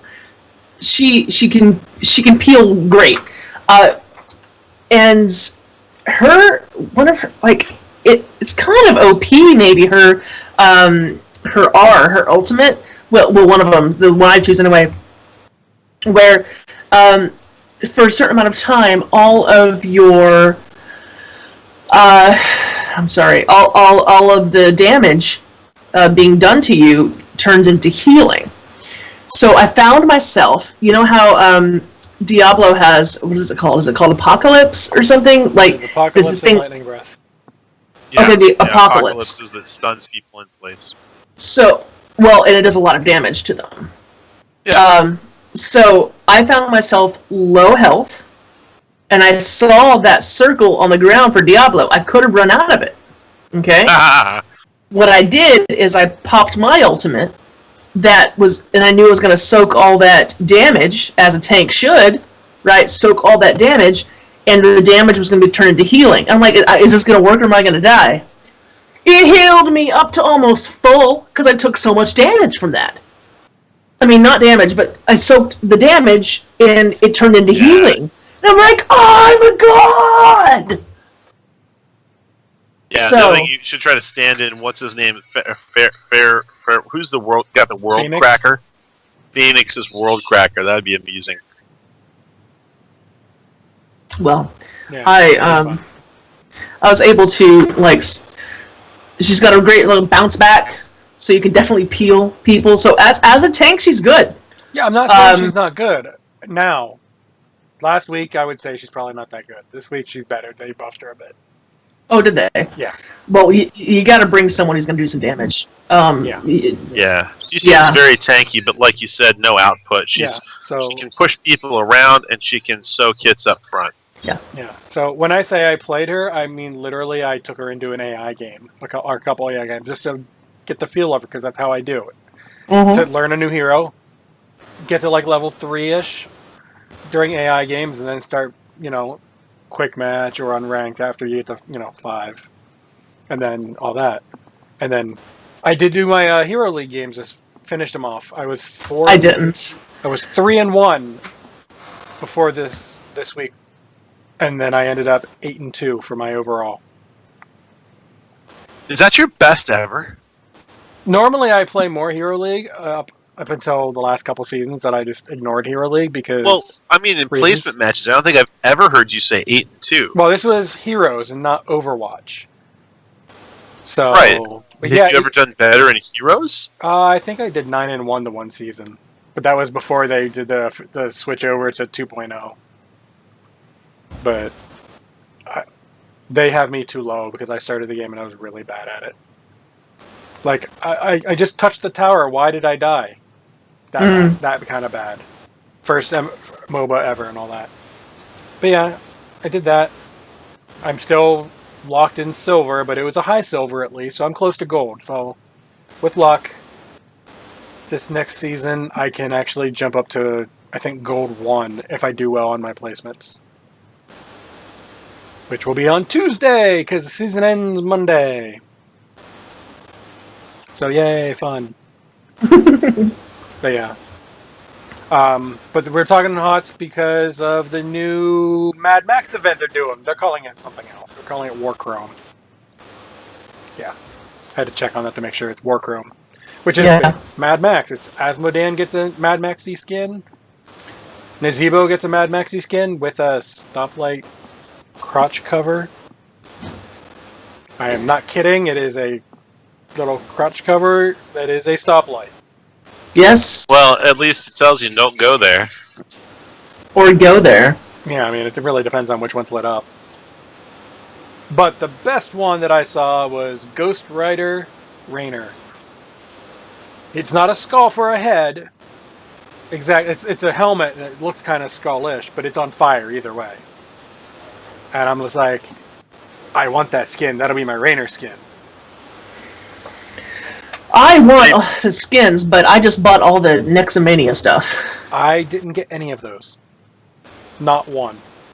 As a Diablo main, I needed it. I didn't actually see it in-game until this week when I was doing my placements and someone picked Diablo, and I was like, oh, that actually does look cool. Like I saw cool. I saw the Lunara one. I was like, okay, I can get behind that one, but not for me.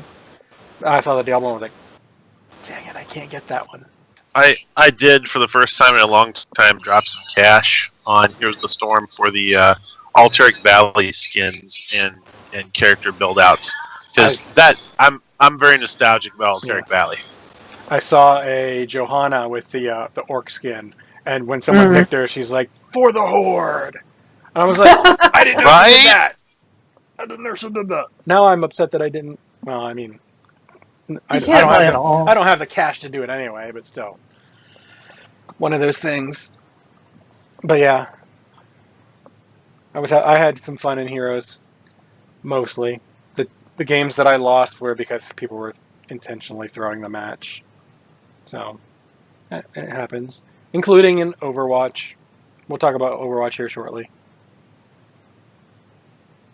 But Galv, I know at least you play Hearthstone. Sal, do you still play Hearthstone at all, or not at all? Not at all. Okay, so it's just Galv. Galv, why is this next week before our next show important whatsoever to Hearthstone? There are two things I'd like to say about Hearthstone this week, and one is they did a teaser announcement a la Wrecking Ball, and they put out a save the date 7/12. So they've got a big Hearthstone announcement coming out on July 12th, and we are waiting to see what that is. I haven't dug into that a ton, but there's speculation of it's the new expansion. It'll be around this cards, or those cards, or whatever it is. I'm waiting to see. You might have noticed some speculation that I haven't heard yet. The only other thing I would say is that since the reset, the monthly reset, the July meta has been completely out of control. Like, people I know that are regular Legends are finding it hard to get traction. It's taken longer than it's ever taken before to have the meta sort out. So, you get a string of 3 games, and you think you've got a deck that's going to work, and there's the parity is so high right now. The parity, not parity. The parity is so high right now that you get derailed. There's so many counters. It's like paper, scissors, rock every time you go out there. Now, obviously, the better players still rise to the top, but your win rate, it's hard to pick and find something. I find something, I play it up a couple matches, I get 2 wins, and I find a counter before I started. I'm like, well, what beat me? And I'll look into it, and I'll have the same results, like 2 steps forward, 2 steps back, sort of like and people I know that are Legends are having trouble making it back to Legends. But it'll sort itself out shortly, I think. Do you think the people having issues getting to Legends are having trouble because they shouldn't be there? I'm not calling them bad, because they're still way better than me. I think I capped out at rank 11 once. June was the highest number of Legend players ever, as far as I'm aware, because it was the new format. Yeah, so what I'm saying is, do you think some of them shouldn't have been there? No, not at all. I think everyone got there the right way. I think that especially the matchmaking system was broken. Not is in favor of getting to Legend. That's not it. We were playing players that were Legend because their MMR was dropping, so I'm in rank 5 and 4 and such, and I was playing Legend players. I shouldn't be playing Legend players. I'm trying to get from 5 to 1. Okay, so do you think then it's just the MMR thing settling, and that's why people are having trouble? Yeah, I think that's closer to it. I think they've dialed that MMR in, and the competition, the people you're playing against, it's really tight right now. Really tight. So the skill level you're against on the 10-to-1 ladder range is fierce. Okay, so that was actually what I meant when I said didn't belong there. It wasn't me saying people were bad. It was more the MMR thing, and I just phrased it poorly. So for anyone who got offended at me, I apologize. Damn it, Draven! Cut it out! To Galv, not as much. But yeah, that's the current theory. Go bubble hearth yourself. That's the current theory, is the 12th of July is going to be the new expansion. That would make sense. Yeah, it's about that time. I mean, even as someone who almost never plays Hearthstone, it's about that time. Mm. Speaking of about that time, I was going to go on an adventure, and then I took an arrow to the knee? Or my wallet did, because the new Hanzo statue is coming out. Hanzo statue? Yep. Yeah, I saw the Hanzo statue. Tell me about the arrow to the knee reference, because I did not get that. Dude! He shoots arrows. He's an archer, so I just made the arrow joke. Oh, gotcha. Do you not understand arrow to the knee joke? Is that the scatter shot? It's a Skyrim. Skyrim. Okay, now I got from you. a long time ago, but he's an archer, so I just said screw it and threw it in there. Open Skyrim. But yeah, there's a new full-size... you have not played Skyrim if you did not get that joke. No, I have. I didn't realize they were porting a Skyrim joke into... No, I did that, Galv. They didn't. I didn't expect that depth from you. See, Sal, this is why we call our show Epic Fail, because I can make jokes and Galv has no clue what's going on. I'm looking up. I'm googling Hanzo statue. $175. Yeah, I was gonna say it's actually in the show notes. One of the pricey ones, like the other ones. Yeah, so I have the Reaper one actually. Of those, I do kind of want to get the Widowmaker and the Diva one, but the Diva one's way out of my price range. Wow, look at the tattoos. Yeah, it looks really cool. Unfortunately, because of the price tag and the fact that it is Hanzo, I won't be buying it. See, that's the problem is, how can you really support Hanzo when everyone hates I was Hanzo? going to say, everyone doesn't, I mean, like... Filthy. Well, isn't that a... He did get the rework, so it's not filthy Hanzo mains anymore. Now it's just pick a real hero main. Okay, but here's my question. Double Dragons. Not only was it a great game on the Nintendo, and in the arcade, but if you get a Hanzo statue, aren't you obligated to have a Genji statue to complete the collection? Oh yeah, Genji. Well, they haven't got that far yet, so I presume... Is it next, right? I presume that the next one will not be Genji, because that's what people are going to expect, or at least a lot of people. I figure Genji will be 2 statues down, like Hanzo. So based on your logic, the next statue Genji. will be the Spanish Inquisition. No. If I was going to make a guess as to the next statue, little one, big one, little one, probably Roadhog or Winston. I think Winston would have a big following. Yeah. It'll be one of them two, and if it's Roadhog, then the next one will not be Junkrat, but if it is Winston, the next one will be. And then...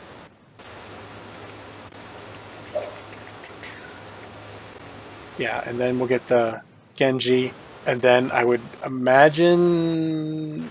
Sal is so focused, it's like she's trying to pick between Illidan and Malfurion. It's funny, because I'm looking at the Illidan statue right now. She's chosen! And it's still my favorite one of all the statues. It's cool. Yeah. But all of the statues, this level of detail. The Hanzo one might actually be my favorite Overwatch statue. Just because tattoos are sexy, that's all.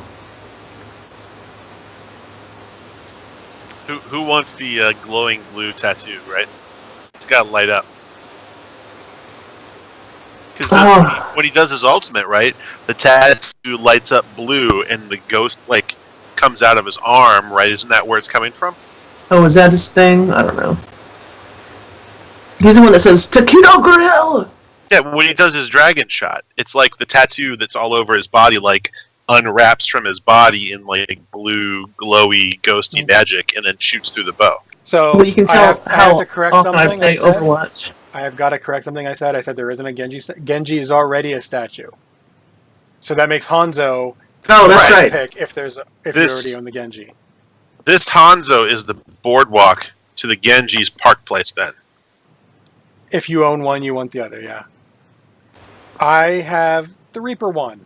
I want to get the Widow one, and I kind of want the Diva one, just because it's Diva. The Diva one's $450. Yeah, that's... They don't have a Widow yet, right? Widow is not out yet, Widow is out. Yes. She was the last one. She's the one prior to... Mm-hmm. That's right. Hanzo. So, okay. So... and she's cool. Okay, so she stands at 13.5 inches, where roughly that big. The Diva one's bigger, but yeah. Yeah, so the more expensive ones, like the Diva one and the Illidan one, are, well, bigger, so yeah. Makes sense. Okay, so Diva stands at, 20 inches, basically. Yeah, it's almost twice the size. Yeah. So, yeah. So, yeah. Guys, it's huge, I want to tell you something. I want to tell you a secret. Size matters.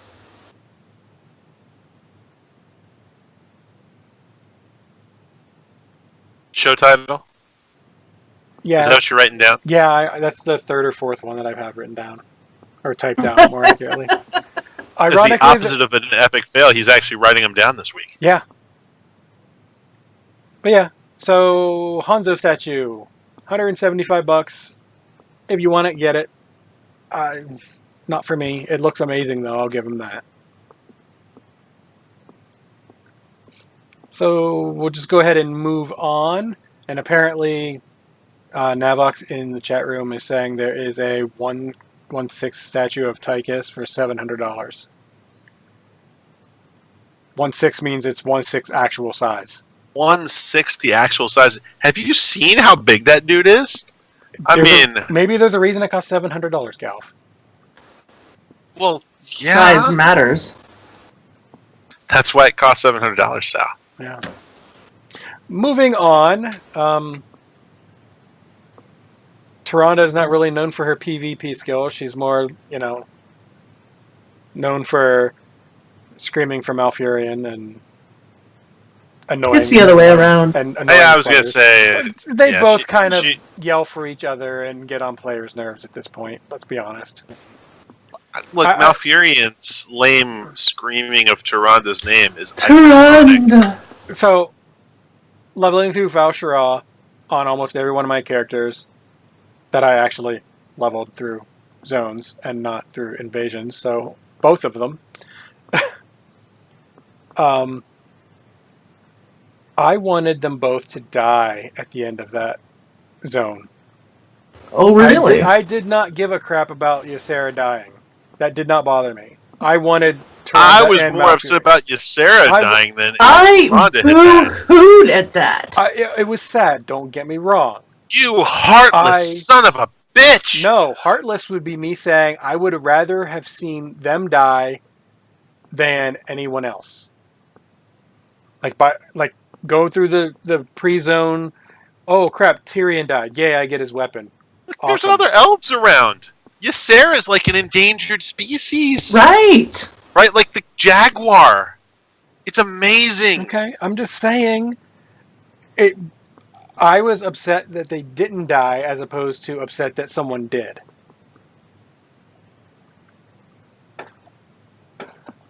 Yay, more fireworks.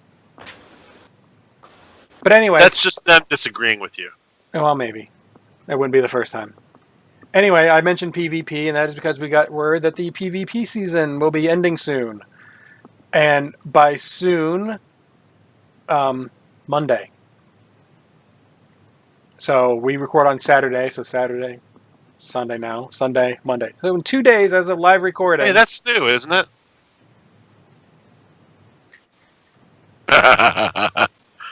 He's going to edit that one out later. Yeah, I'm just going to ignore you. So 2 days from actual recording, PvP season ends. What normally happens when a PvP season ends? A World of Warcraft patch. Yep. Right. Now, they did say there's going to be a postseason for this PvP season, so it's not guaranteed to be a patch.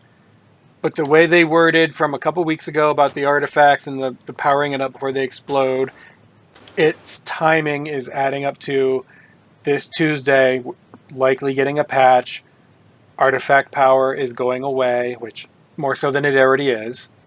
But our artifacts are going to explode to the point where the relics mean only item level, and that's it. Which means that will be the pre-patch. Well, I mean, it's imminent. It's coming. So if it's not this coming Tuesday, it will be the week after. They really can't push it any further. So they could, but I think you're on the right path. Yeah, it's this Tuesday is going to be 4 weeks before the expansion. So Tuesday, I'm calling it now. Tuesday will be the pre-patch 8.0 happening. Relics will be item level for your artifact weapon, and that's it. You're going to get the new talent changes and all the other changes. So just because you're feeling powerful now doesn't mean you will on Tuesday. And we're going to be down for, let's see, usually it comes back up at between 2 and 5 o'clock Tuesday my time, East Coast. So 3 p.m. Tuesday East Coast, noon Pacific. Patch will go live. We'll be able to log in. I wonder how big of a patch it's really going to be. It's the system stuff. So it's just getting ready for BFA. I don't think we're actually going to have BFA. Plus, we've already done the pre-download for it. So, will we get the item squish? That is the biggest question. Will that be on patch day, or will that be when BFA launches? And That'll be patch day. I would imagine it would be patch day. Patch day. Really? You don't think it's going to be BFA launch because there's no new items to take their place? I think it needs to be on patch day because the game goes live even if people are in it. I mean, we're talking about like just not the day that BFA launches is what I'm saying. Like, okay, there's so much for them to like work out and get done before BFA launches that I would assume that the level squish. What did they do last time? I think it was during pre-patch then too.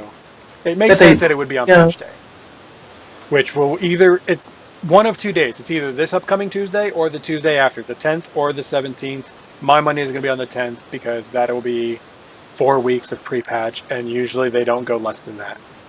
Yeah, but like what Navik says, like we need time to like learn our class, so the patch day will have like all the changes, all the class changes in it, and that will include the squish. Yeah, should include the squish.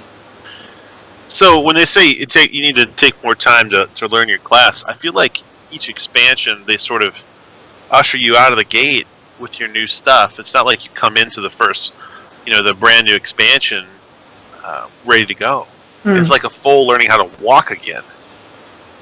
So I'm not sure if they've ever gotten it so that you know your new rotations, you know your new balances on day one of the expansion. Yeah. So it's going to be one of those 2 dates. Chat room is saying the 17th is more likely than the 10th. I'm saying it's probably going to be the 10th because everything is lined up. Pre-patch is already downloaded. PvP season ends. It's just everything is lining up, so we'll see. Yes, we will. I second your. I just, it's imminent. It's coming. Yeah, it's one or the other. Either way. Sal, I got a question for you. Do you? Are you super excited to transition into B of A from where you are right now? Are you done with the old content? Are you like, let's get it on? I'm done. I'm happy with the content. I have enjoyed it. I have no complaints. But I have been playing HOTS instead of WoW lately. I've been playing WoW too. But I've been dipping into PvP, and when this one here is playing PvP, the expansion's over. So yeah. I'm happy. I've prestiged many times over on my multiple characters, and I've done 0 battlegrounds.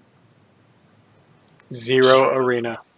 What was the quest? What did you do? Warden Towers. Yeah. Wow. Warden Towers, and then the every now and then you get that second one. Sure. The arena things. Right. Those. Right. And usually those I've completed via my freebie. Win? No, you just go and kill enough stuff. Either way. Sal, I got a follow-up question for you. Compared to previous expansions, have you felt more engaged through Legion than in previous content? Yes. I think that's the worldwide consensus. That if Legion's not the best expansion, it's one of the top 2. It is pretty much the worldwide expansion consensus. 3. It's usually Wrath, Mop, and Legion, and not always in that order. Those are, yeah. Yeah. There was a lot of hatred towards Mop before it came out. The whole Kung Fu Panda thing, and then it came out. It was like, hey guys, this is good.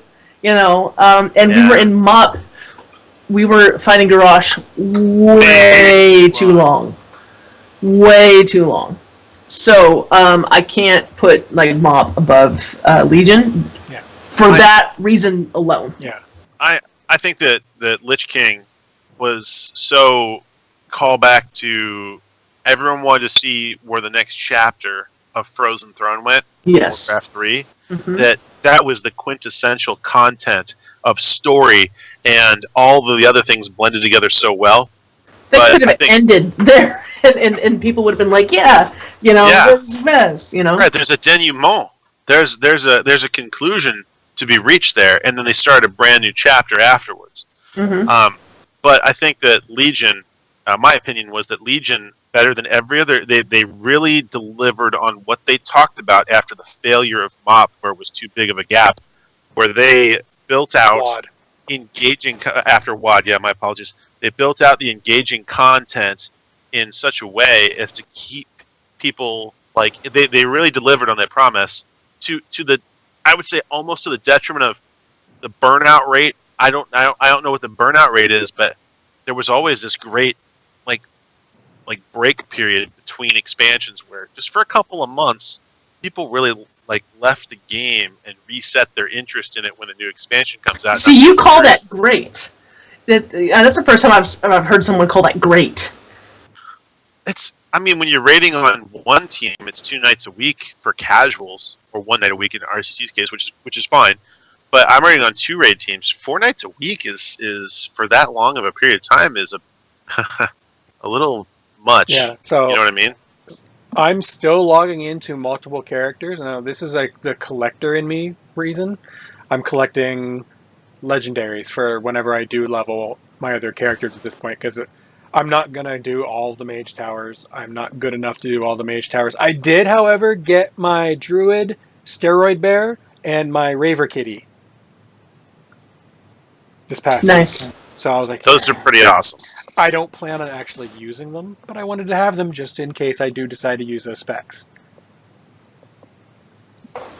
I probably could get a couple of the tank ones, Warrior and DK in particular. Probably can do them, no problem. But as for getting stuff for just the appearances, I'm done. I got all the ones I want, and some of the ones I didn't. I don't give a crap about the Ret one. But the Ret one was the first one I got, because, dang it, I main a Ret. I want to show I know what I'm doing. Boom! Ret. But, the kitty one was a piece of cake because of just certain things. The tank one took me quite a lot of effort, and in the end, it took getting lucky.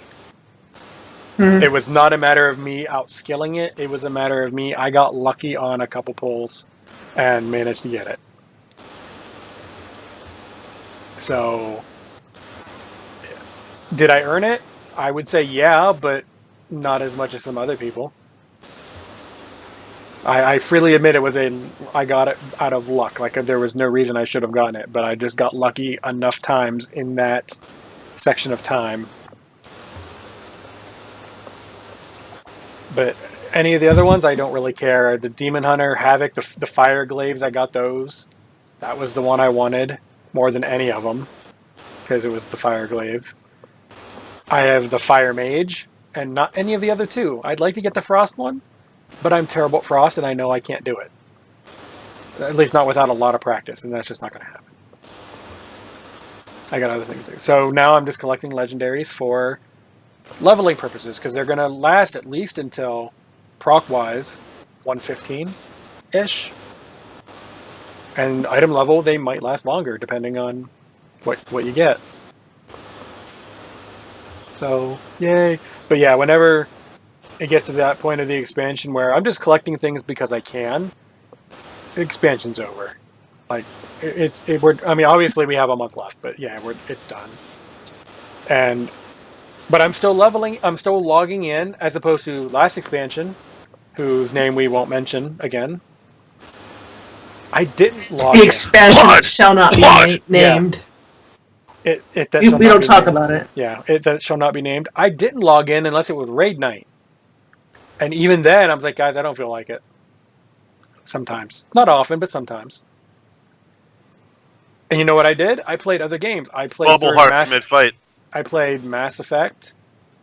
I played through Witcher 3. Witcher 3 is awesome. Yeah, I'm going through it again. Slowly this time. And I'm still trying to do the 100% thing, which I know when it's going to happen. But I do have the extra stuff on it this time. It gave me it for free for some reason. I was like, sure, I'll take the extra stuff. I know why I bought it. I got the Super Edition when I bought it. So yeah, I got that. But anyway, unrelated. I was doing other things than playing Warcraft. I played a lot of Heroes. Overwatch wasn't a thing yet. I still played a little bit of Hearthstone every now and then. But I wasn't really playing a lot of Blizzard games because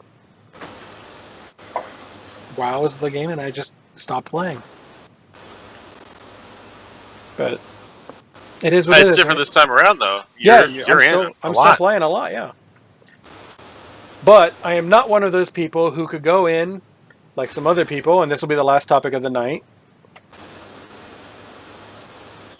I am not one of those people who could take myself, 2 other DPS, a healer, and a tank, and 5-man heroic Agrimar.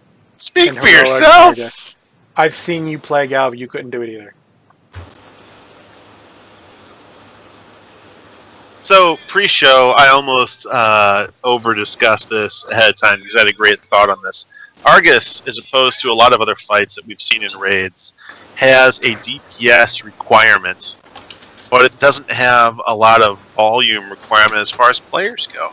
Right. I mean, you only need to tank or at least occupy 2 NPCs at a time, maximum, through the whole fight.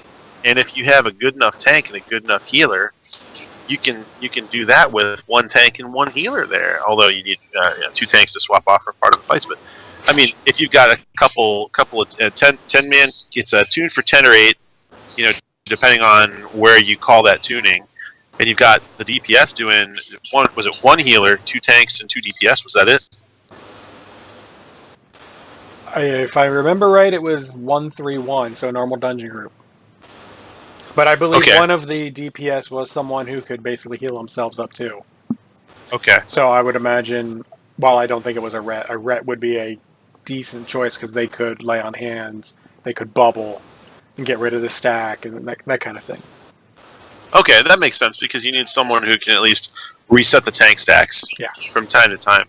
But, I mean, enough DPS output. If you've only got 3 DPS doing, 2 million or 2.6 or 3 million DPS? Wow. Yeah, that's better than most raid groups. Like, with 10 people. Mm-hmm. Yeah, they had to be pushing. I mean, I don't know the level of gear. I saw the article. I was like, holy crap, that's impressive. I mean, it's not as impressive as someone soloing it, but at this point, I don't think you can solo Heroic Argus. And if you can, there's only 1, maybe 2 Death Knights and or Demon Hunters, depending on what class they take, that could do it. No. And these are the 2 that... it's the 2 that are known for soloing things on Death Knights and Demon Hunters. Mione being one of them, and I can't remember the name of the other one.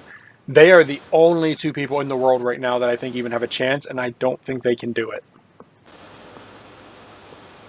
Just because of enrage timers, stacking mechanics, that kind of thing.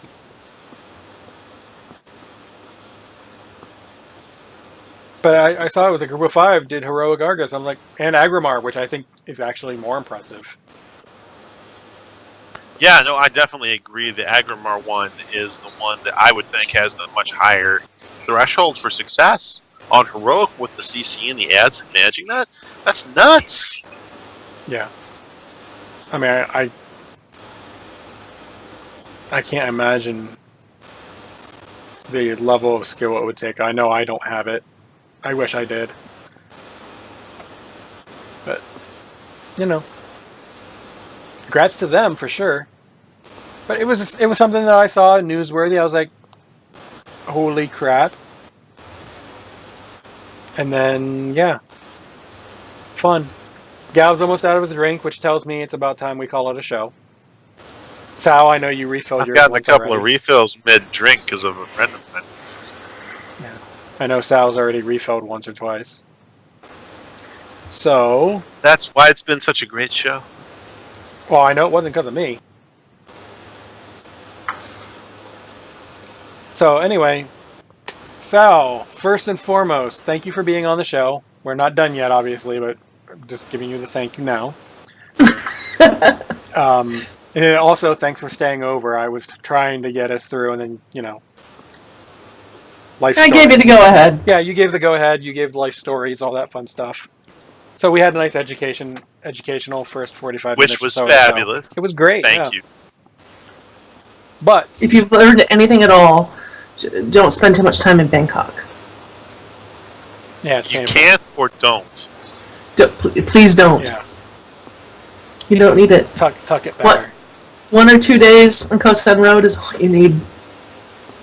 Anyway, do you have any shout-outs? Not to us, preferably. And or how do people get a hold of you online? I would love to talk to each and every one of you on Twitter. My real name is Summer. My friends call me Sal.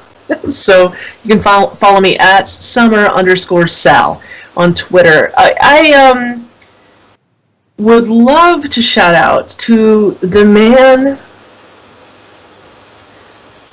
who is going to put up with my hungover ass tomorrow morning. And that's Kevin, the Darkmoon Herald. So, he doesn't know what he's in for. So, thank you in advance. I'm slurring my speech, Kevin. And I think I'm going to have more makeup on. I've been looking at myself all day and all night. I'm like, I can totally do more. I can do more. Yeah, that'll be Darkmoon Herald over on Twitch. 9 a.m. Eastern, 6 a.m. Pacific. Outside of those times, do your own math. Well, we're live every Sunday. That's right. But obviously, the biggest portion of our audience listens. The old-fashioned way when they're on their podcatcher. Yeah. They get it via Pony Express. Not quite that old-fashioned. I have a carrier pigeon giving me podcasts. I don't know about you. I never asked for it. It just comes to my window and it says, podcast! And it just drops it at the window. I'm like, oh, okay. You know? Whatever everyone works. needs a good carrier pigeon. Yeah. Okay. How about you, Galv? Any shout-outs, and how do people get a hold of you? Yes, absolutely. A big shout out to the HVFD Hydro Volunteer Fire Department on CTR. I know it seems a little self-aggrandizing to do that because Draven and I are on that team, but last Wednesday on July 4th, a holiday, we got 3 Argus kills and carried a bunch of people from CTR through for their birds. So that was not. I don't want to brag, Draven, but we had a couple of CTR celebrities with us as well. So not only did the fire department really pull it off. I know it seemed like a slow start, but 3 Argus kills.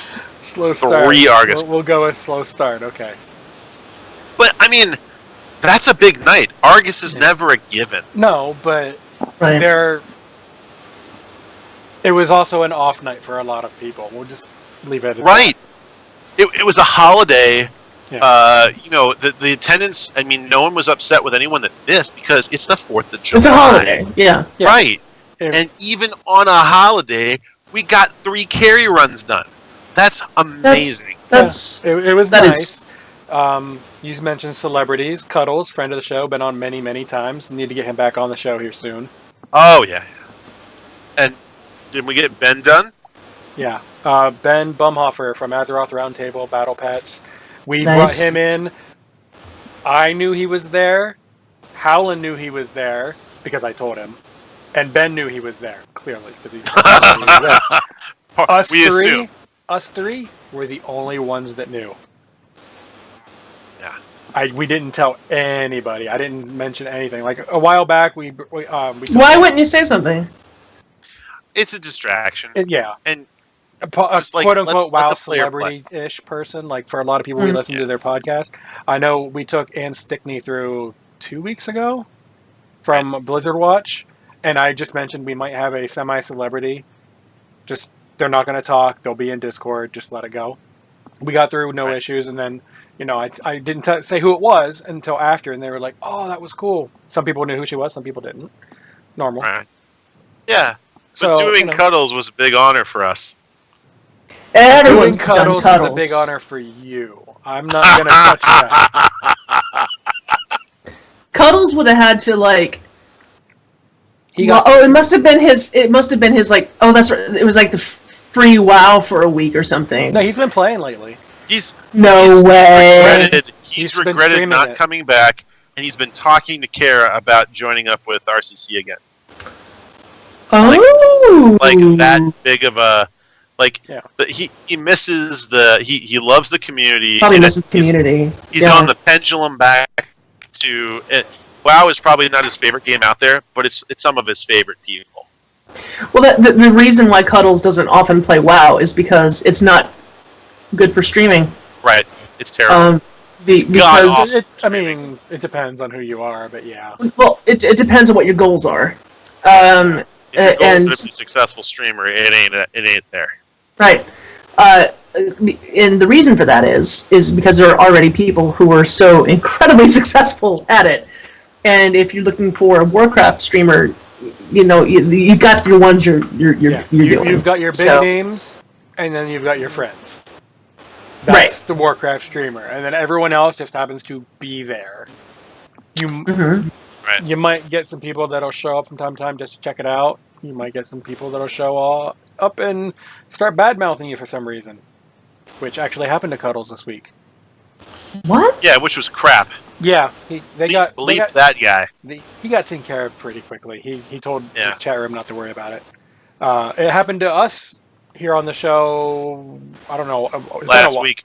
Last week it happened, but it happened before that a couple times. It happens every now and then. You deal with it. You move on.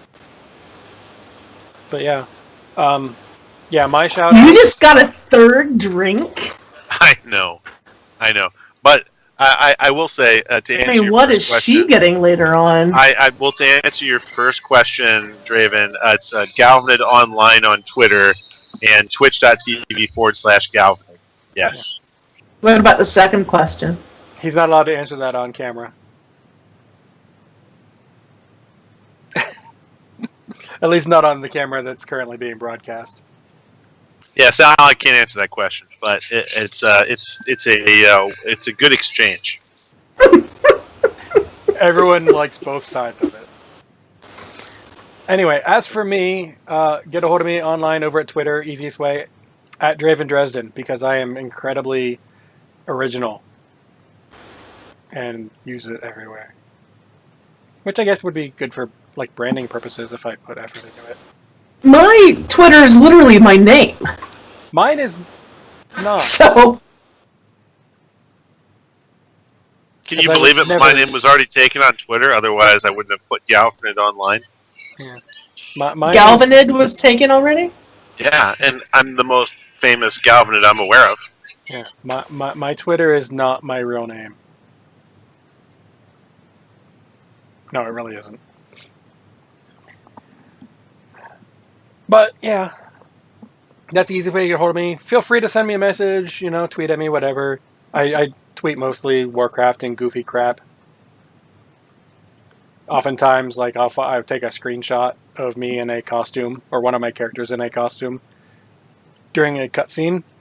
Which, by the way, don't do the Silithus cutscene and use the Reichel drinking horn and the throbbing red orb, or whatever it is that turns into the big... warlord. The throbbing what? The throbbing red orb. What? Throbbing blood orb or something like that. It's a Warcraft. It's a toy in the thing. It turns you into that big hulking thing from Warlords. Don't use the throbbing toy. Yeah. Along with the drinking horn, because you won't see your character, you'll see its crotch. Which I guess, given the name of the one toy, actually makes sense. But you can use the Arthas one this time, and it's okay. Listen, it sounds like Warcraft After Dark. I'll meet you guys in Goldshire. No. You ever go into Oh yeah. Moonguard? Nope. Roll into the Moonguard? Nope. I'll meet you on Moonguard. I've got 5 tunes on that server, so. And the most gold of all your characters, I assume. Let's just say they're all parked in the same place. Starting level area. In the Goldshire Inn, yeah. I'm not going. I'll pass on that. Oh, yeah. As for shout-outs, I'm going to give my shout-out to Sal for, as of Monday, she said, yeah, I'll be on this show. And then I sent her the invite and said, yeah, whenever you want. She's like, this week works. I'm like, okay. So my shout-out goes to Sal for being here, and then also for the makeup job and dressing up for impressing me, I suppose. Definitely. Isn't it great when people come on your show in character?